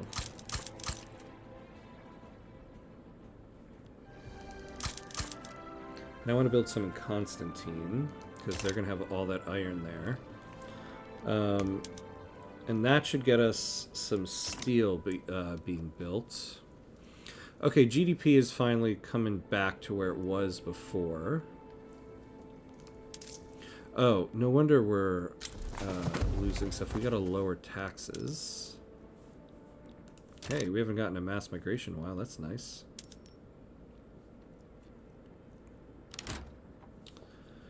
Yeah. Okay, we've got to get above 954.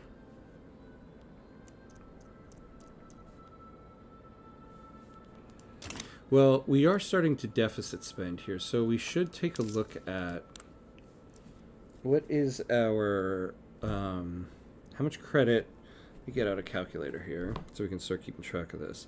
How much credit are we actually using?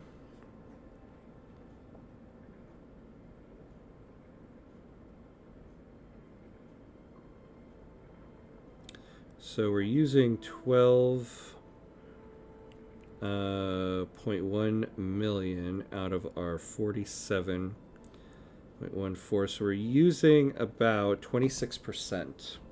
So we're using about 26% of our credit. So now let's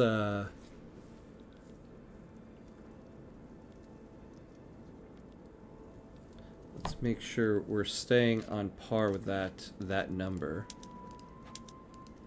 Oh yeah, and now we're up to steel frame buildings. Yeah, let's do that. And look at that, they're already, yeah, they're starting to change what it is they're building. Oh my god, we've got, excellent, okay.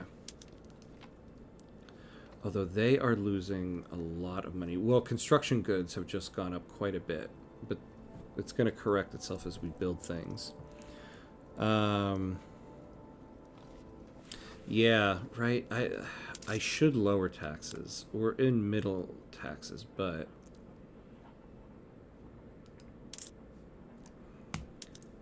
we'll do that for a period of time. The market might correct itself when we do that. There's actually an Easter egg in CK3 that one of the characters realized a divine intervention in his kingdom by certain figure. Oh, that's pretty cool. I never got to that. I love it. It seems like a very CK3 thing too, since that one is so much about RP.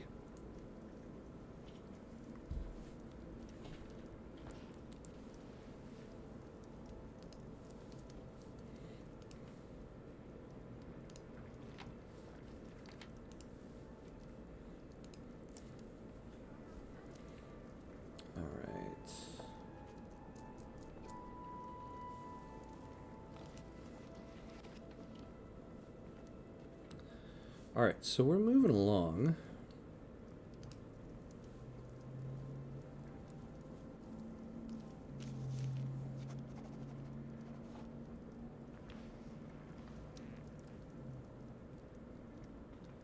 Let's see.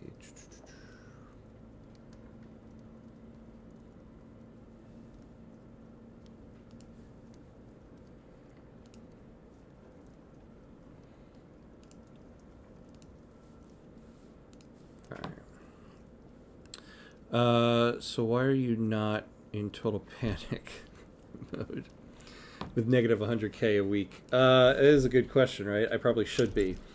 Well, we are going to start going into debt a little bit, which isn't so bad as long as our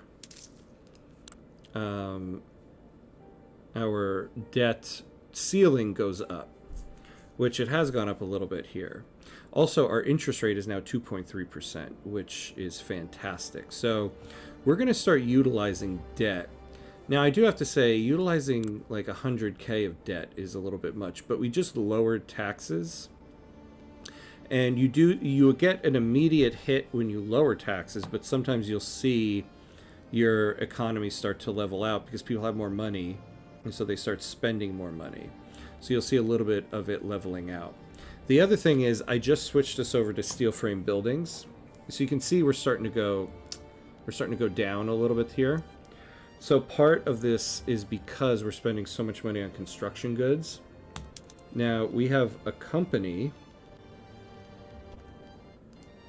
that can build steel, so we want them to build the steel.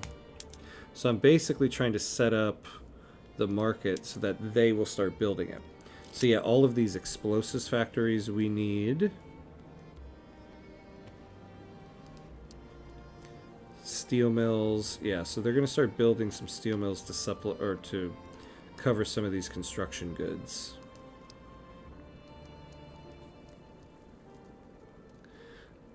Should let the private sector build things and pay the debt first. Do you mean pausing the construction queue?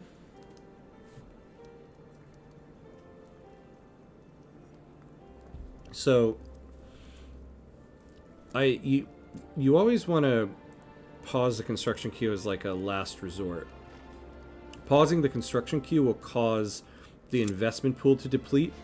Then when the investment pool depletes, because you're putting the full cost of the construction sector on the investment pool. In fact, right now, we got to do something because this is too much.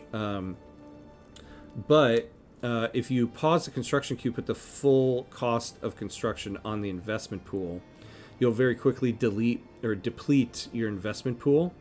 And then once the investment pool is depleted, then the full cost of construction falls on you. And then it's kind of like the beginnings of a debt spiral. So really, I need to just bite the bullet here. We need to delete some construction sectors. And honestly, I think these ones in Tunisia are too much. I don't want to build construction there anyway. They're too small. Nor do I want to build it there. I want to concentrate it in these states. Yusuf ibn Kamil, the ever-officious leader of the industrialists, has approached the government with a plan to enact guaranteed liberties. A successful enactment is certain to contribute to his reputation as an effective politician. Yeah, actually, we don't mind that. We will pass that. A statue of the old monarch stands in Algiers. Some are suggesting it should be torn down. Let's see. Oh, look at that. Our landowners are now marginalized. Yeah, let's take that.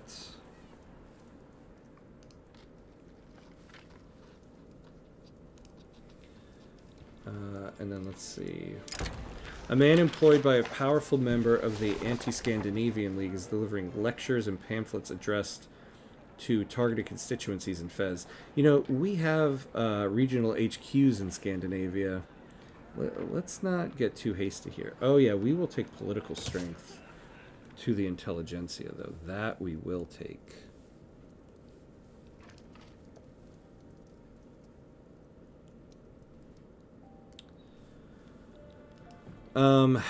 Okay, but this number, so basically we have seen our investment pool get cut in half.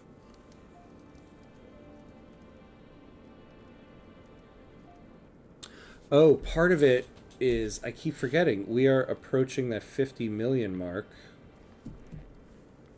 So all investments, we're starting to really lose that multiplier.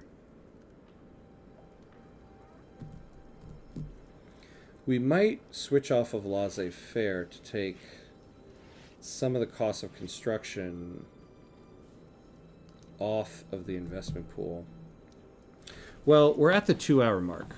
It's time to take a quick bathroom break, refill our drink, stand up, and get a good think about this. So we'll be back in a moment, very quickly.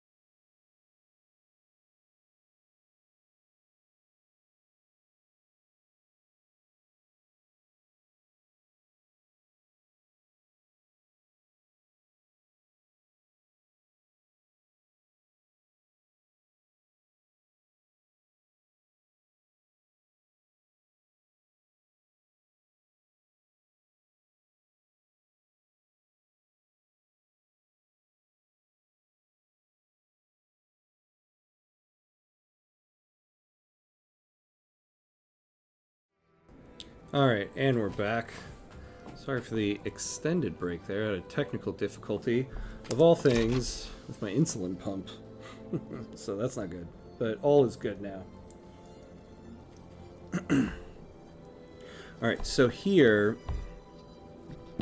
So yeah, they're expanding the steel mills, which is good. But I think we are going to also take initiative here and build some ourselves, and they can always just buy it. See, I forgot about that point where you reach 50 million GDP and you start to lose that multiplier to reinvestment. But on top of that, I think...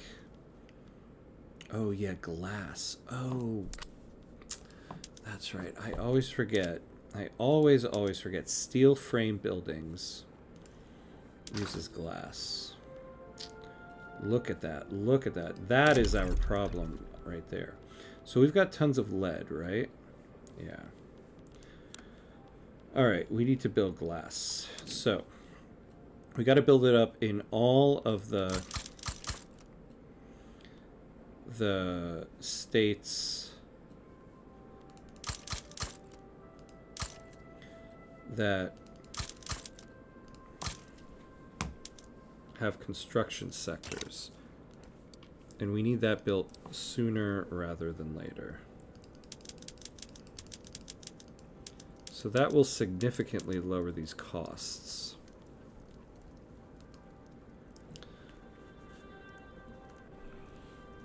I always forget about the damn glass. Well, I wanted to lower the investment pool. I certainly did. It gave us a little bit of padding, actually. All right, let's take a look at our debt. How much are we utilizing? So it was 26% before. So about 28%. So it hasn't gone up all that much. Although I guess it's probably only been like a year in the game, right?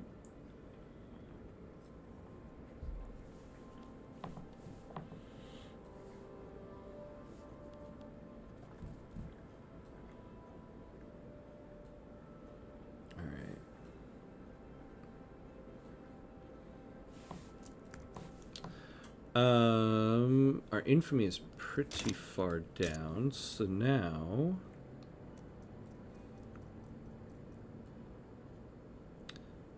Triptania is not an involved country alongside Maghreb in a diplomatic play.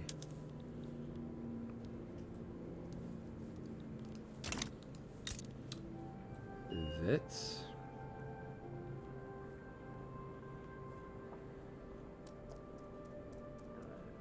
well, they need to get their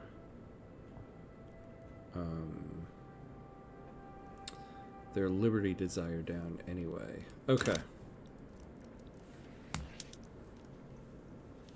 So, all right, so we're building and we're building, which is good.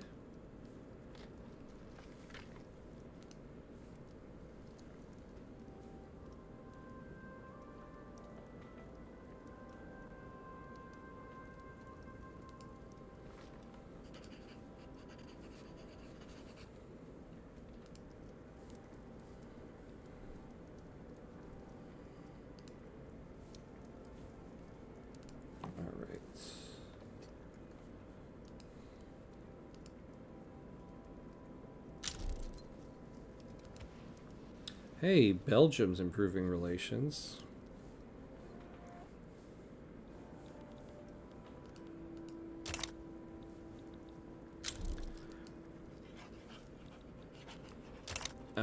Yes. Okay, so we just lost the war reps we were getting from France. And we've got about 2 years left of our alliance here.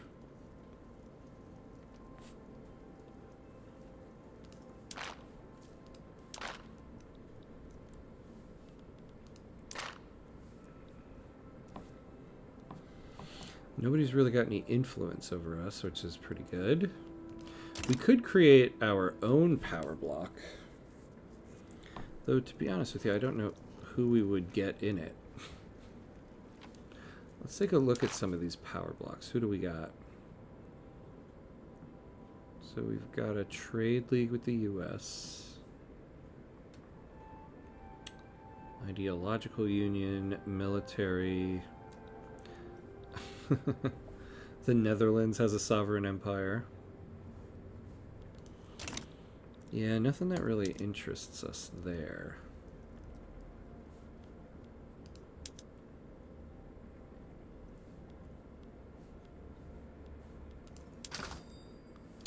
How is our trade going? So... well, they're doing decent, but wait, what is this? Aren't we're exporting this, right? Yeah.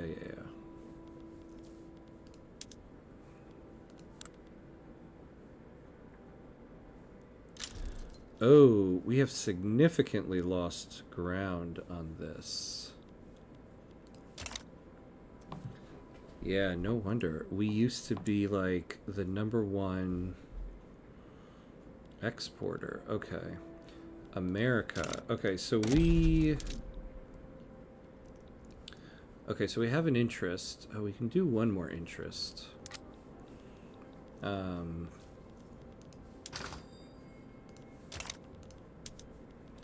Who else are the importers? The British and Mexico.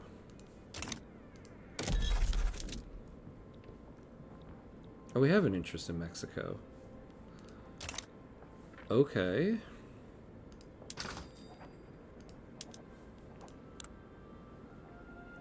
Japan and New Granada.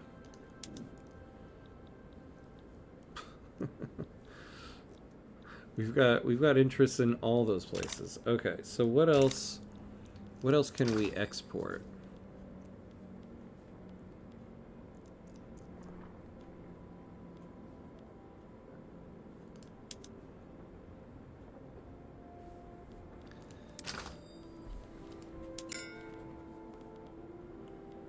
See, we need another company.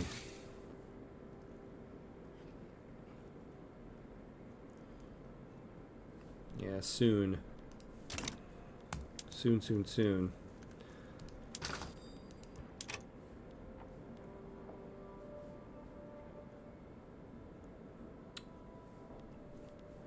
What about, oh, look at this.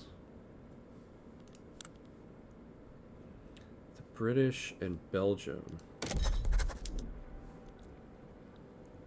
Wait, did we just lose it? Oh, well, we have an interest there. Okay. So we need to start getting trade privileges here. What about Belgium? You say you like us.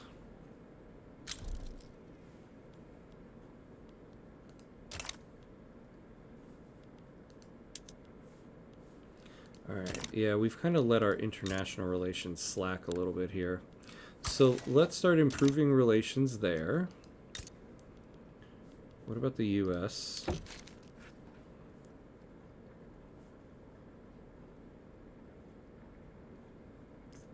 An untrustworthy country. You know, I wonder if we get this untrustworthy country because we backed out of a treaty. I forgot that we used to use lead and asbestos and everything, I know, right? With the glass. lead glass. Nothing wrong there. Lead paint. Oh, we lost. Okay, we finally dropped down to a major power. So we lost some interests. But we're above the 50 million GDP now. And our infamy is significantly down. Okay, what is this?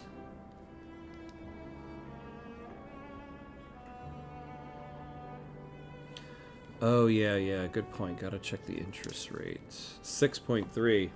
So it's still low, but our interest rate pretty much like tripled.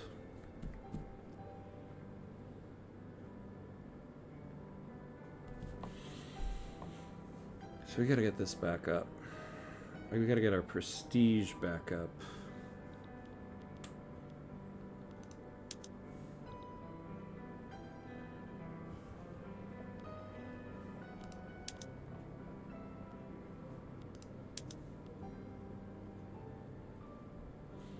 Well, why do we have so much here?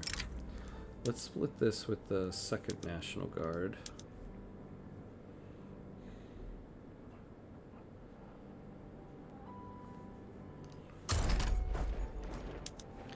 And then get ourselves...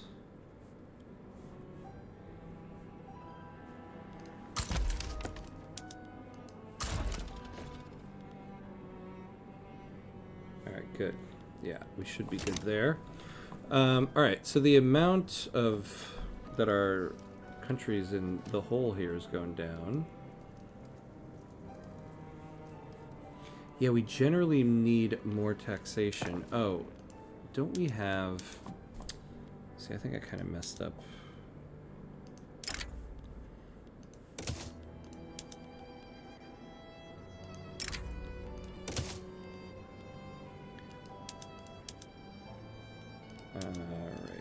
good on that.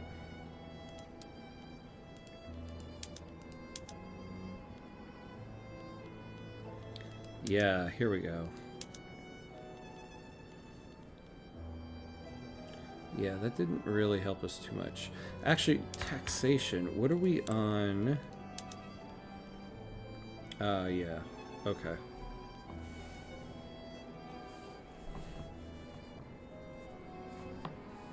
Yeah, I hate chasing government bureaucracy buildings, or government admin buildings, but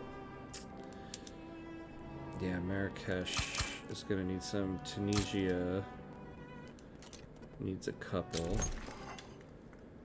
The Social Democratic Party. Constantine, Inner Morocco, they all kind of need one. Alright, so what are we building here? Alright, yeah.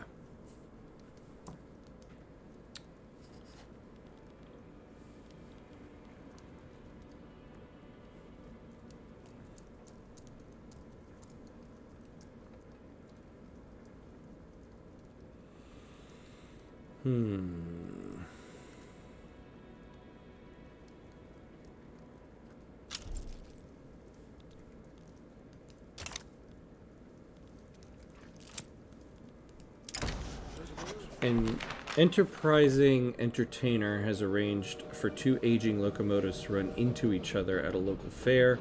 The resulting collision may pose a danger to the crowd, although that hasn't stopped Mahmoud Ben Ghana, leader of the Sunni ulema, from declaring that he will have a front row seat at the event. You know, so looking at loyalists from political movements, you know, we've actually got the amount of radicals down pretty good.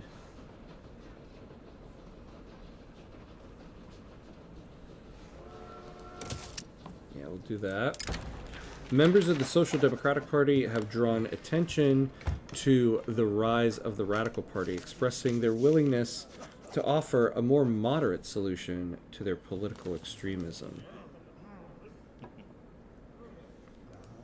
Yeah, we'll do them. Still in per capita. Ah, yes, there it is. Thank you for the reminder on that. Poop, what am I doing? Okay. That's what we need. Yeah, man. Okay. We might have to use...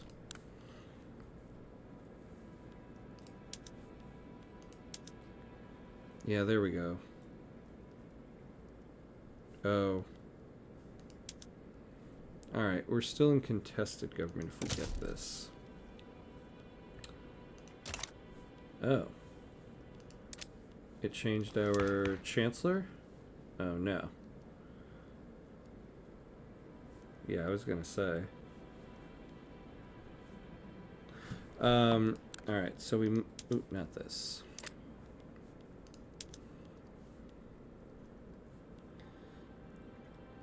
Yeah, kind of a dollar and a dream on this one, but yeah, we gotta do that. Forgot about that. I find it funny, one of you possible generals has firebrand and compliance. Yeah, so he's like, yes, we will have our way no matter what. And, oh yeah, we can compromise on this and this same time. Yeah. Where is that guy? Let's keep an eye out on what that person's name was. It was one of the new people we just hired.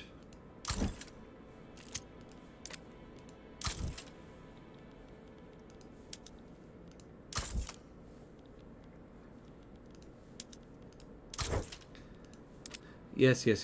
Whatever you say. And then behind their back, we gotta have a revolution. Oh yeah, we gotta fix this stuff. Okay. Man, we got a lot of stuff to fix up here. Well, he's somebody there. Okay, hold on. Saud ibn Abd al-Qadir has issued a condemnation of the Maghrebi electoral system, endorsing abstention from voting in what he calls a sham put on to placate the people. Damn, dude. Tell us what you really feel about the government.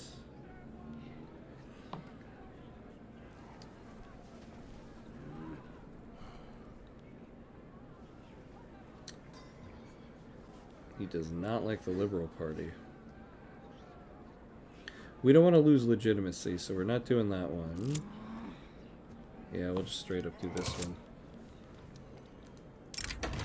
Abd Allah Ibn Fuad has taken to the streets encouraging Sephardim people to take less conventional means of democracy in order to support the radical party.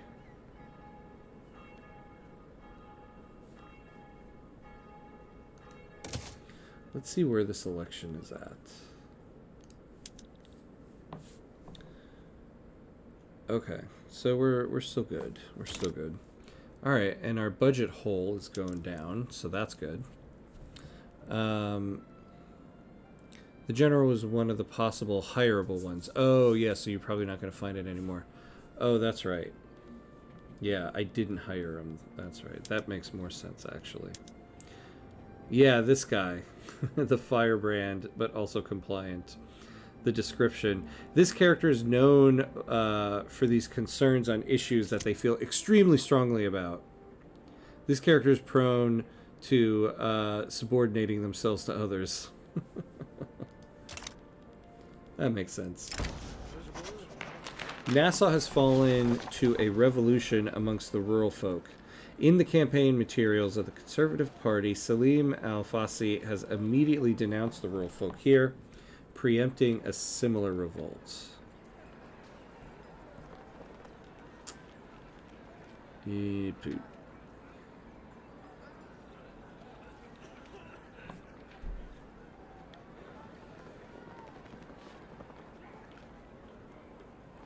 Yeah, we'll add to that one.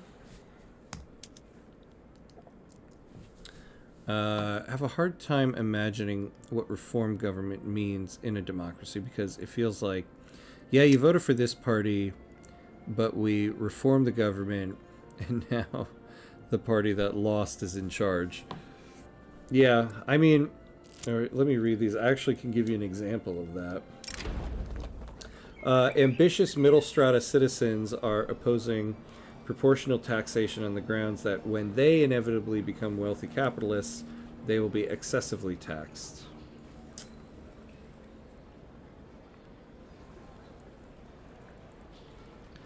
We can deal with this as long as we get this enactment chance. That's fine with me.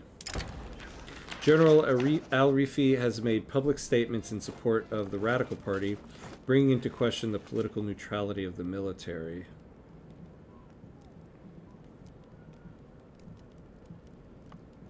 So he'll become a modernizer. Remind me again who their current leader is. Isn't it like a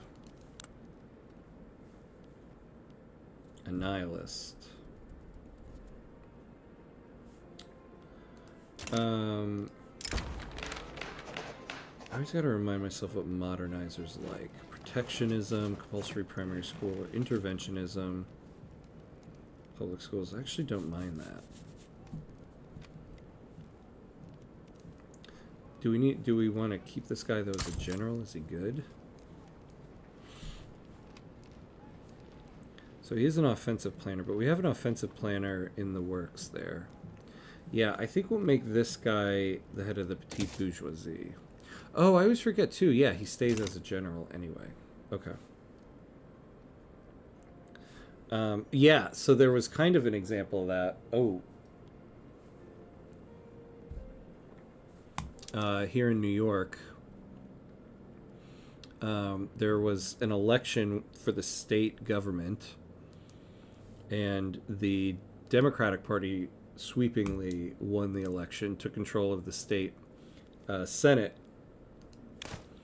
and there was some like Republican state senator. I don't really know how this guy convinced all these people to do it, but he formed like a coalition with the with a lot of the like newer incoming Democratic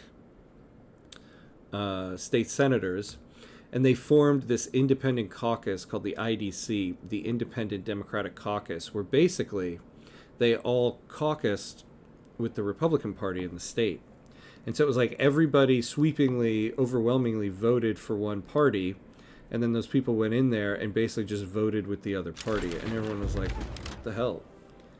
Next election, they all got voted out, but it was like there were four years of like what the hell is happening here? So yeah, that kind of reminds me of this when like one party wins the election, but you don't put them in the government. That Civic Coalition event is darkly hilarious because it basically tells you the military interfering in politics is okay if they're with the ideology I like. Yeah, exactly.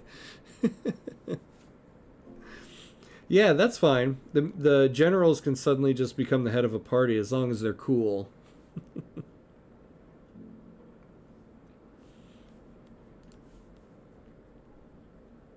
Yep, just more deep state stuff. Exactly. That's who you are in Victoria 3. You're the deep state.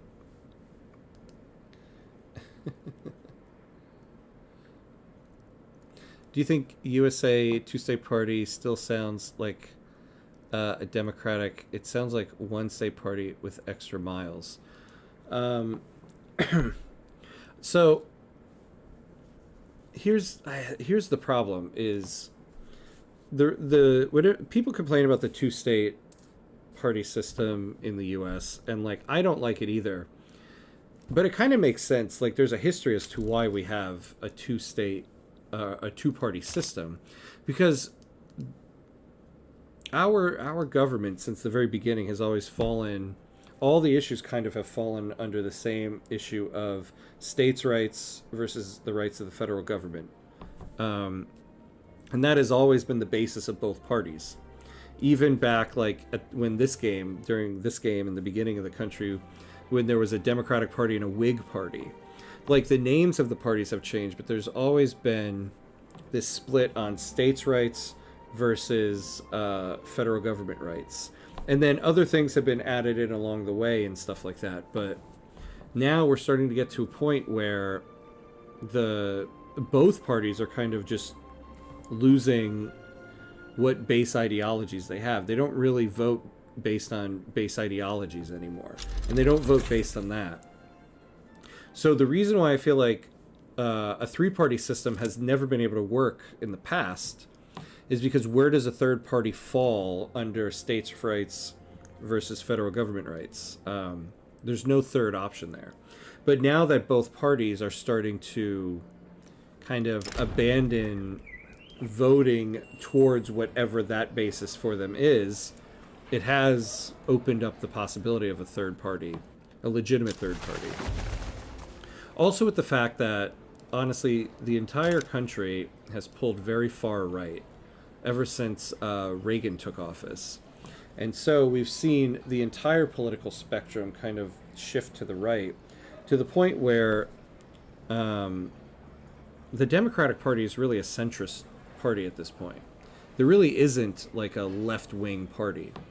And the Democratic Party has become so large because it's encompassing left-wing politicians and centrist politicians. And so it kind of reminds me of Victoria 3 when we don't have it here, but when you have one of those like massive parties and like they win an election and then you put them in the government, but the legitimacy is so low because the party has so many contrasting ideologies. To me, that's kind of the Democratic Party right now.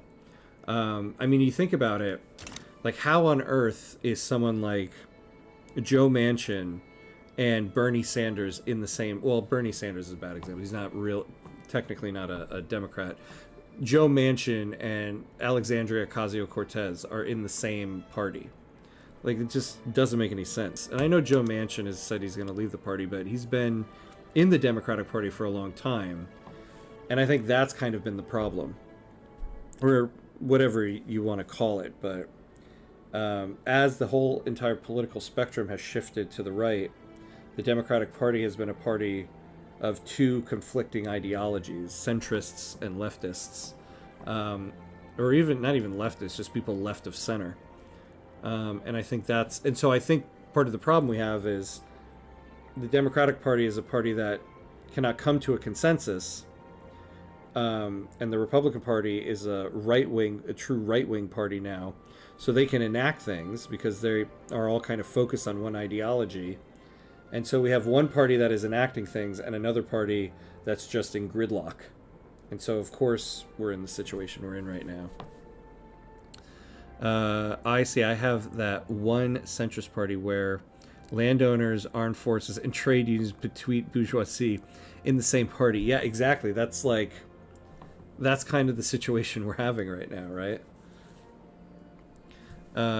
It will always drift to the right as long as lobbyism exists. A citizen can never win against sponsors, campaign budget, and work after your political career. Yeah, I entirely agree with that.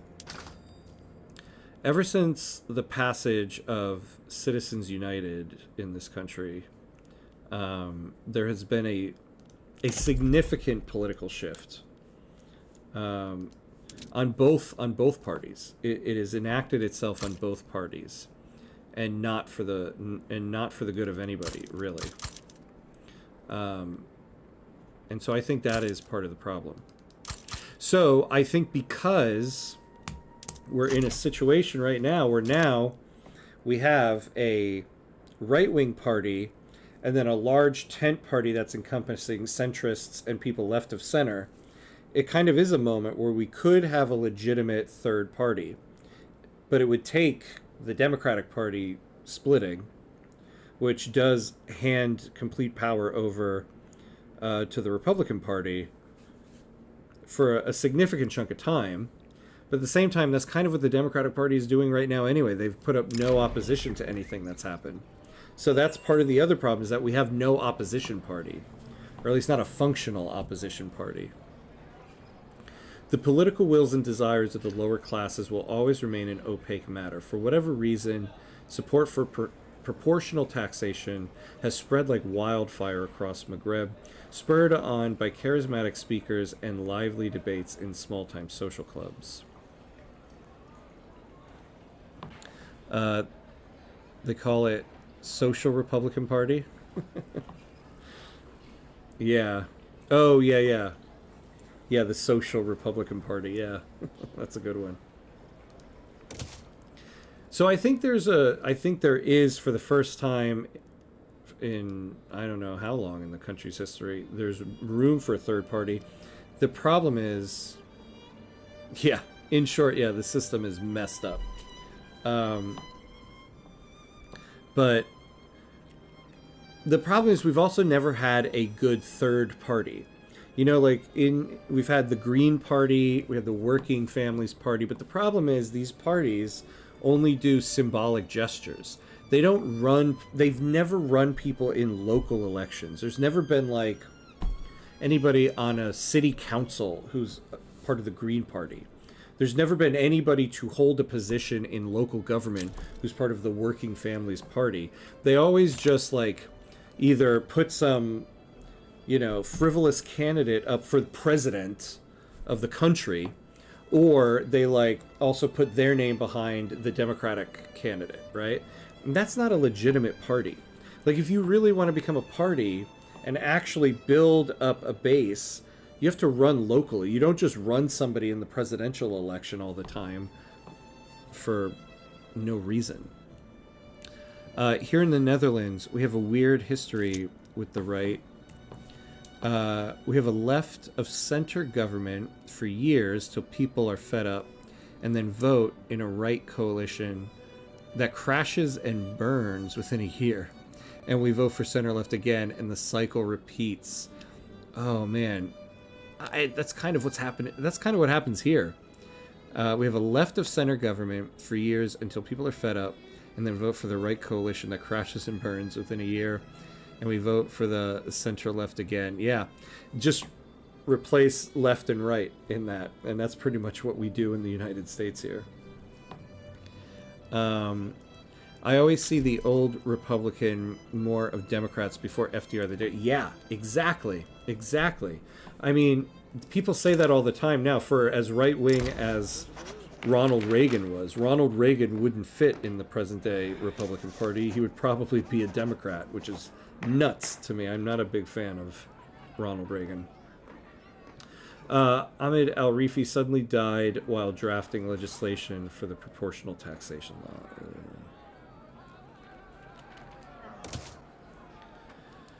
Only times positive policies for workers have been during nationwide militarized demonstrations. Yeah, threats of revolution, or neighboring countries have successful revolutions.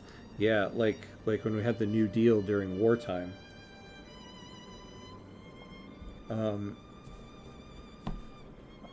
I think that I will say I think there is a major political shift about to happen in the United States, and I can't pinpoint what exactly it will be, what direction it'll go, but it just something feels like we're reaching a breaking point, and there's going to be something new that comes about, and I have no insight into what that will actually be.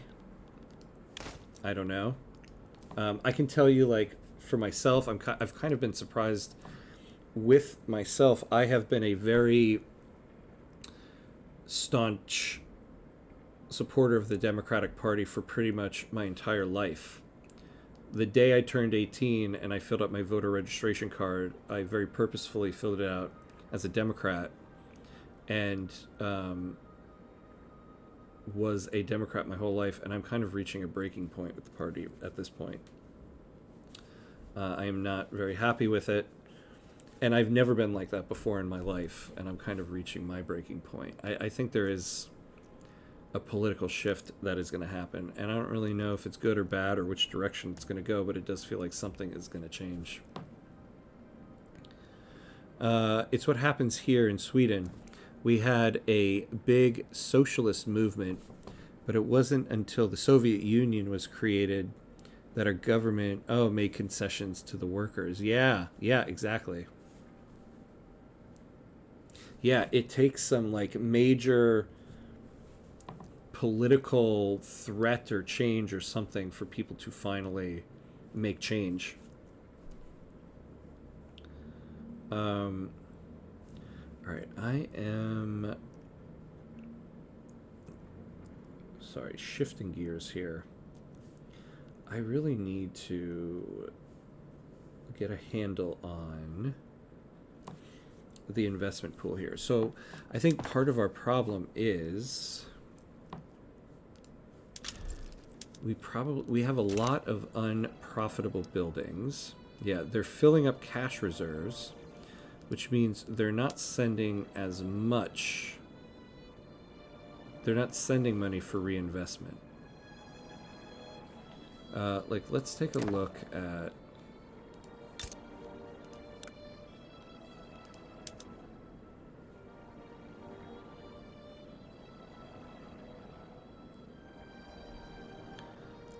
all right. Uh-oh. Headphone switch.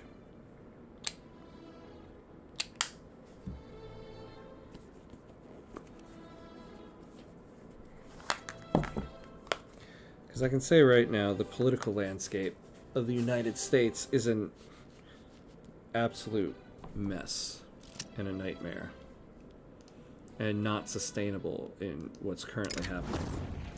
I have no idea as to where that would fall or what that's going to mean, but I think everybody kind of knows, like, this is not sustainable with what's happening in the country right now. Radicals in East Sahara seem to be getting support from discriminated Equatorial Bantu citizens within the state.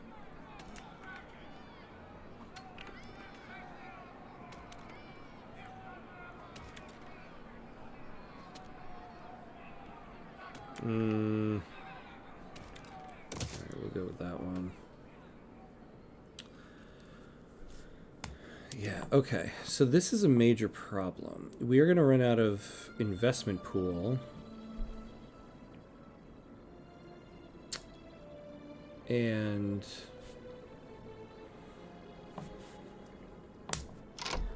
stop for a second. Well, actually, no, we don't need to stop. But we'll stay at one speed for now. Because we're going to reach a point where our investment pool is going to be depleted.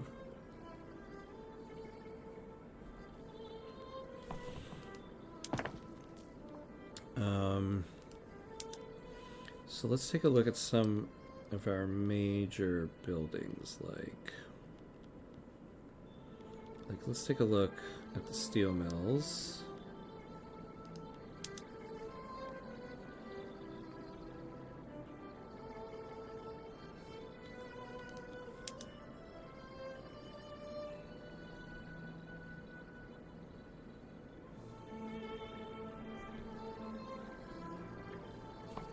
Yeah, when your Victoria 3 campaign is going better than your in real life country. It's felt like that for a couple of years now. And I've had some bad Victoria 3 runs. Most historical paradox games easily become a power fantasy for your country of choice. But that's the charm of it. Yeah. Yeah. Maybe that's why I've been doing a lot of USA runs lately. Like, oh, let me fix it here. Let me fix it in the 19th century before we get to the 20th. Alright, we need more...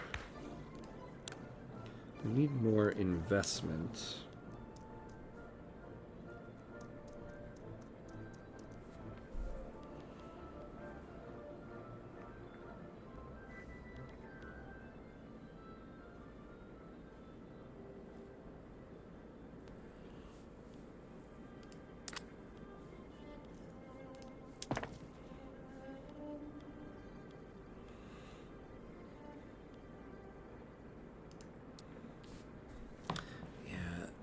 Utilizing all these PMs too probably was not the way.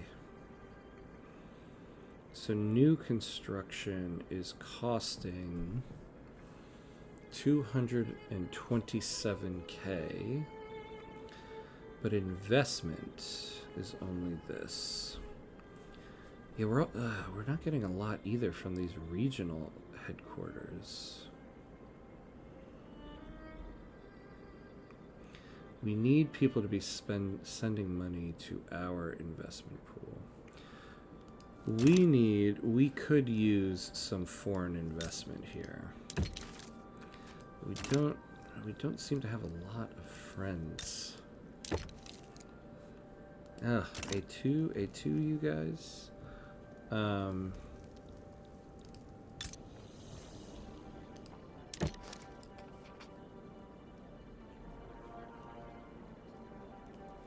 You know, I think canceling that treaty really hurt us quite a bit. I think that's what this is. Look at EU4 mission trees. Everyone is a big line of achieving all the country's wildest ambitions and more. And the final focus is we the best, we won. Yeah, I mean that's true nationalism right there, right? We the best, we won. That reminds me of when our prime minister had a speech in support of Israel to a crowd who was pro-Palestine. He misspoke. He was supposed to say Israel has a right to self-defense, but he said Israel has a right to genocide. Oh my God, really?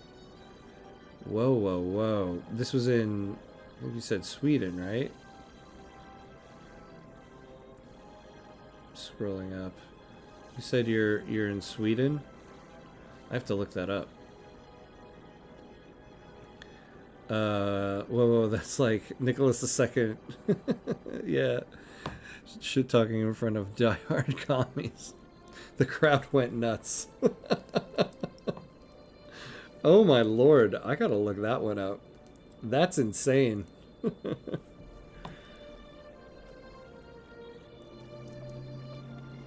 Alright. Oh, I always know.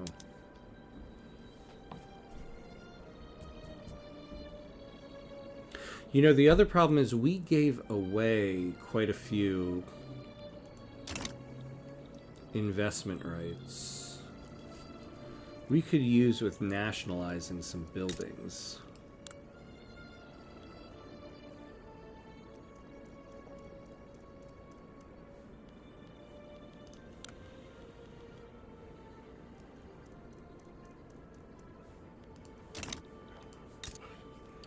Like, do we have the option here?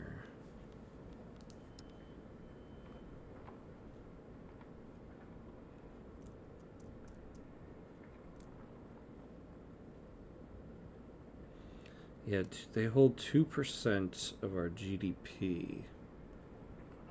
Yeah, you can probably find it on YouTube. Oh, nice. Yeah, link it in the Discord. I definitely want to take a look at that. That's wild.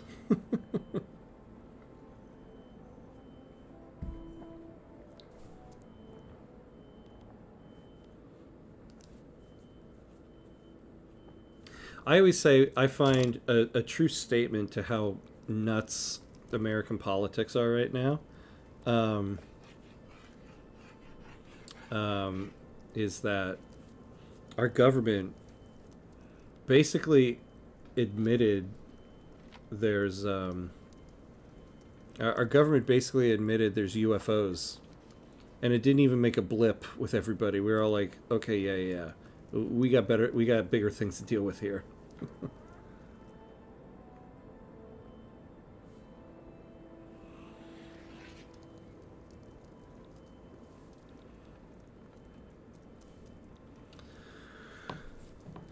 We could use some investment rights somewhere. Let's improve relations with Brazil. Ah, here we go. They like us.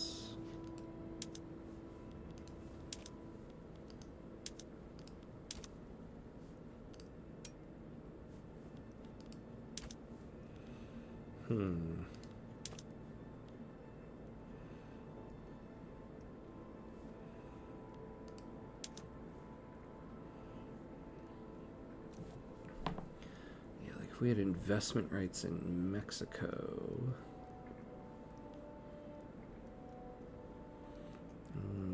I don't know if I want to give away all this stuff, though.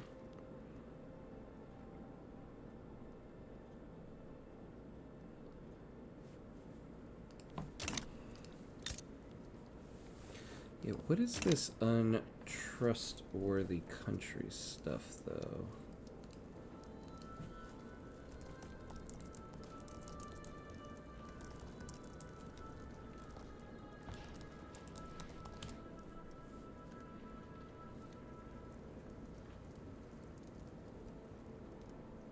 Yeah, it's because we broke that treaty. But how long does it last for?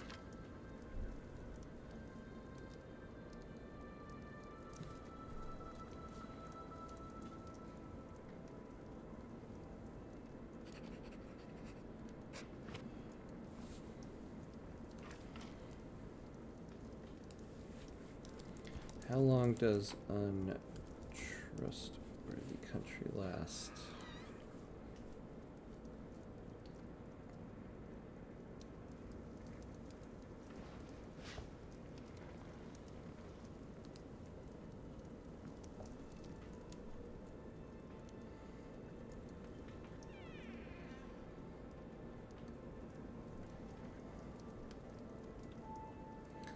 Oh, it's not a timed one.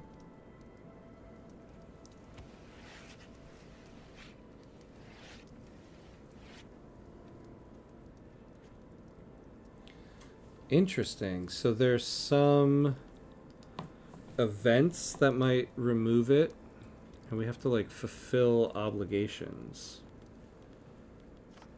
You know, I wonder if we need to see out a treaty.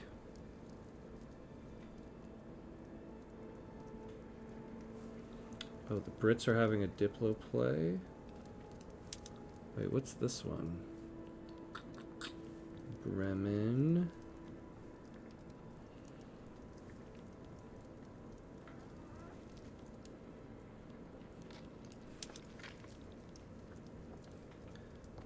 Oh.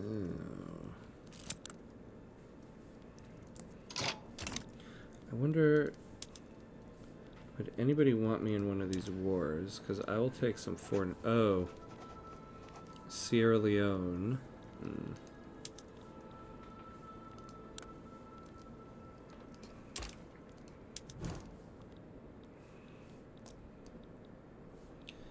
I can't even reach this war.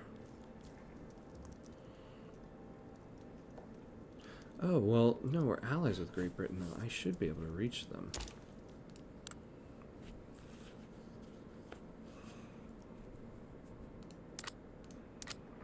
Oops.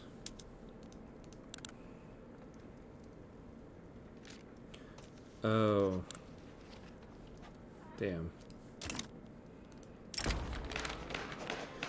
Claiming that the enactment of proportional taxation would affect the country's Bambara inhabitants in a disproportionately negative way, Bambara firebrands have riled their communities against the current law proposal.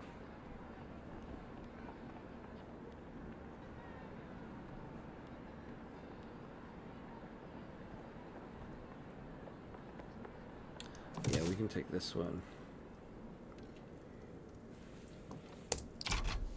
Yeah, it doesn't look like it's a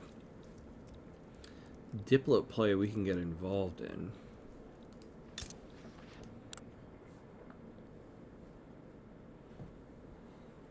I do not get why we can't do this. Not involved is Tripolitania is not an involved country alongside Maghreb in a diplomatic play. We're not in a diplomatic play. Hold on, we're going to try something. We're going to save the game and load back in. Because that is strange.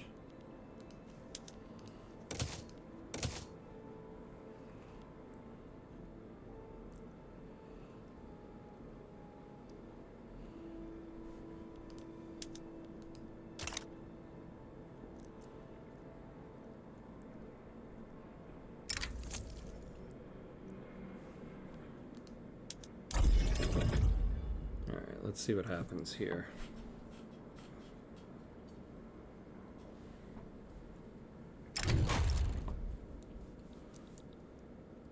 Oop. Yeah, no. Interesting. I don't know what that's about. Also don't know why we haven't gotten out of sponsorship yet. We have 0% stall. I guess we have 57% debate. That's what it is. Alright, so we're building up glassworks. So let's take a look at our construction sectors here. So steel could be a little better. So could tools. Tools in Constantine.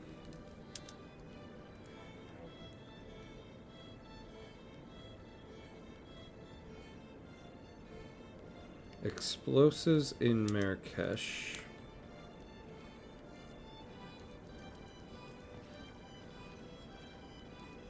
Oh, tell me we have no explosives here. Oh my god. Okay. Build more tools.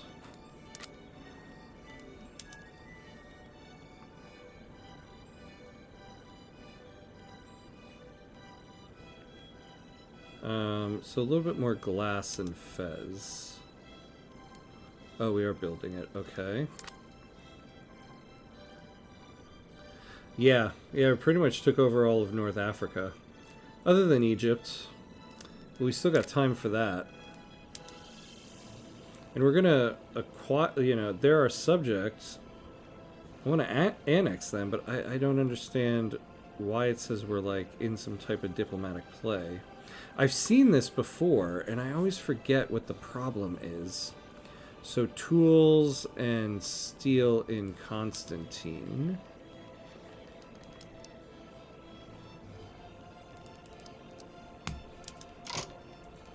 Alright, there we go.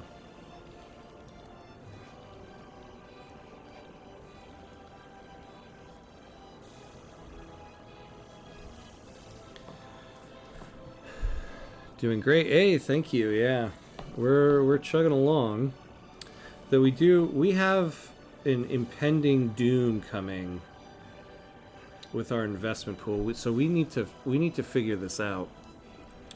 One of the most darkly hilarious things about this game is actually improving the standard of living, because high enough it can reach the point where your poor citizen is crazy rich. Yeah. Yeah, improving standard of living sometimes is a difficult thing. Actually, you know, our standard of living is pretty bad. We need to do something on that end, to be honest. When your poorest peasant talks to a foreigner, I can barely eat to live with this month harvest, and you? Oh, I just can't decide if saving to buy this porcelain tea vessel or the latest trendy art. And they travel to his upper class house in his new thing called car. That's hilarious. That is so Vicky 3, yeah. Impoverished, I don't have a car.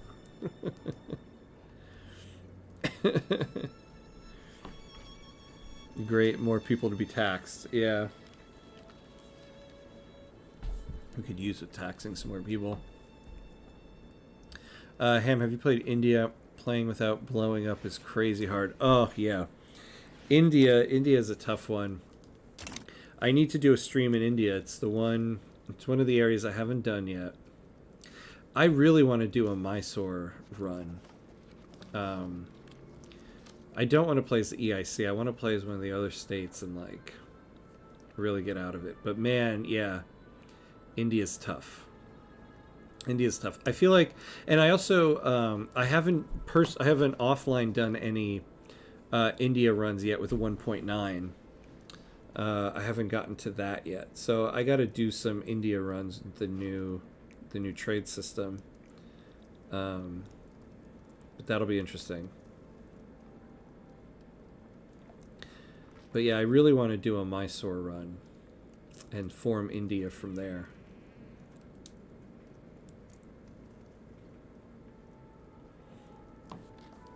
You know, interestingly, I got the Gandhi achievement while doing an offline run with France, of all things. I somehow got Gandhi to be the leader of France and got the achievement. I wasn't even expecting it. I didn't even know that was really possible.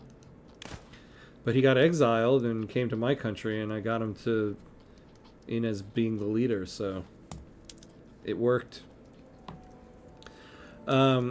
Okay, what are we doing here? See, I think we need to lower construction. We need to lower the cost of construction.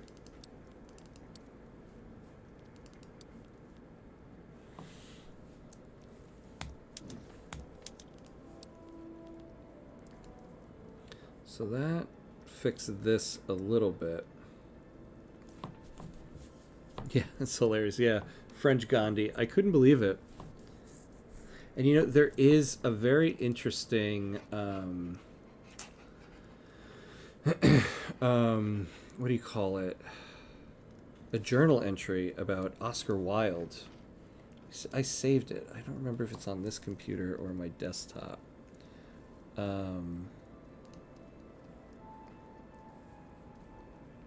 Where they don't mention Oscar Wilde, but is very clearly.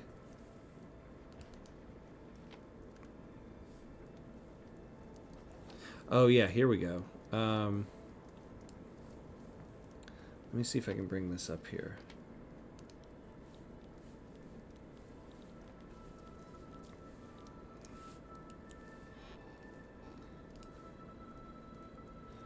Yeah, let me do window capture.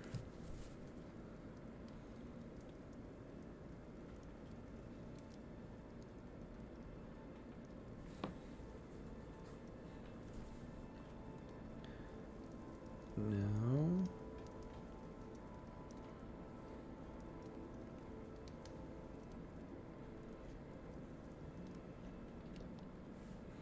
Oh, wait. Hold on. Are we about to get hit by an ad? I hope not. Oh, floating harbor. Oh, okay. We gotta upgrade. All right. Well, I'll show the Oscar Wilde thing in a moment. We have got to upgrade our trade centers here.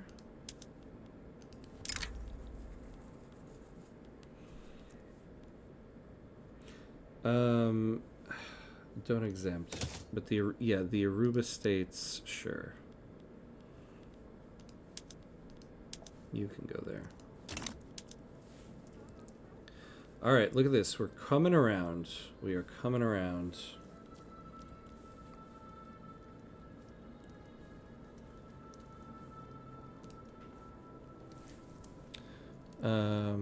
Uruguay, when having 25 soul while barely doing anything and barely having GDP, more than random African country that's on its way to being annexed. Yeah. The Americas don't exist in this game or what? Yeah. Yeah, I know. Sometimes it seems like it, like they don't get attacked or anything like that, and I don't even know why.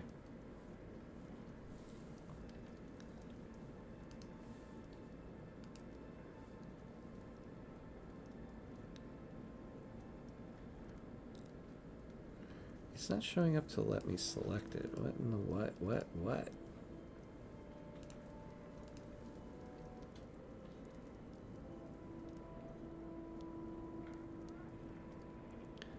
OneDrive. Oh, here we go. Okay. Yeah, it looks like this. So it says, each man kills the thing he loves. The infamous dandy playwright Oscar Navarrete has been sentenced to 2 years in hard labor on a charge of homosexuality. If he doesn't receive a pardon, we may as well have sentenced the arts in French Republic along with him. And I looked it up. There isn't a person named Oscar Navarrete, but Oscar Wilde was known at the time as the dandy playwright, and he was like sentenced and everything. So I was really surprised there was something like this in the game.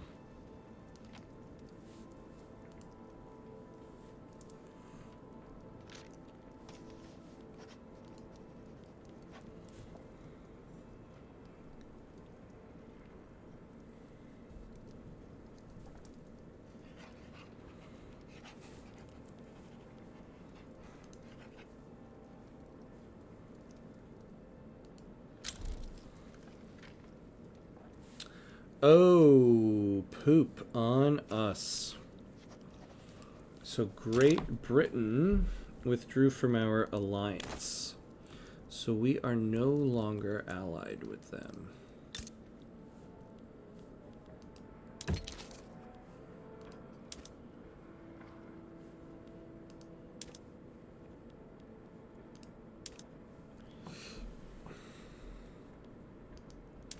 Yeah, look at that. We'd have to really give them a lot to get it back. And I don't want to give them investment rights. All right, well, can we get a trade agreement with them, though? We can.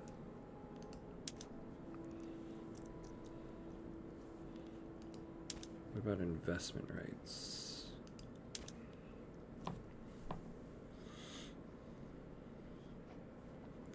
Yeah, they won't give that.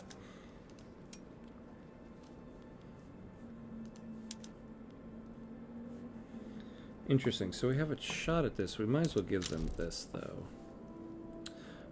So let's do this. Yeah, we'll do this for about 25 more years. That'll get us pretty much to the end of the game. But this will get us trade privileges with France.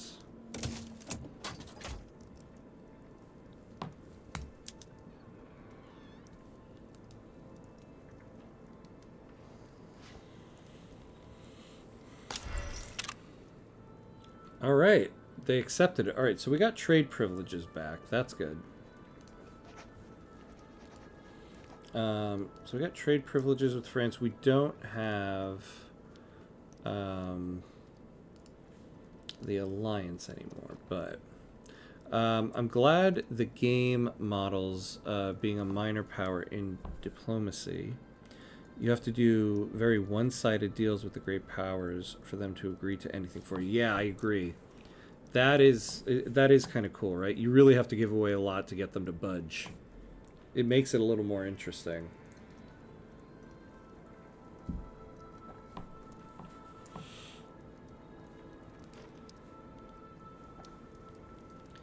All right, we're going to scale down a little bit more. Okay, so we're at something a little bit more manageable here. So we just need to get this reinvestment up.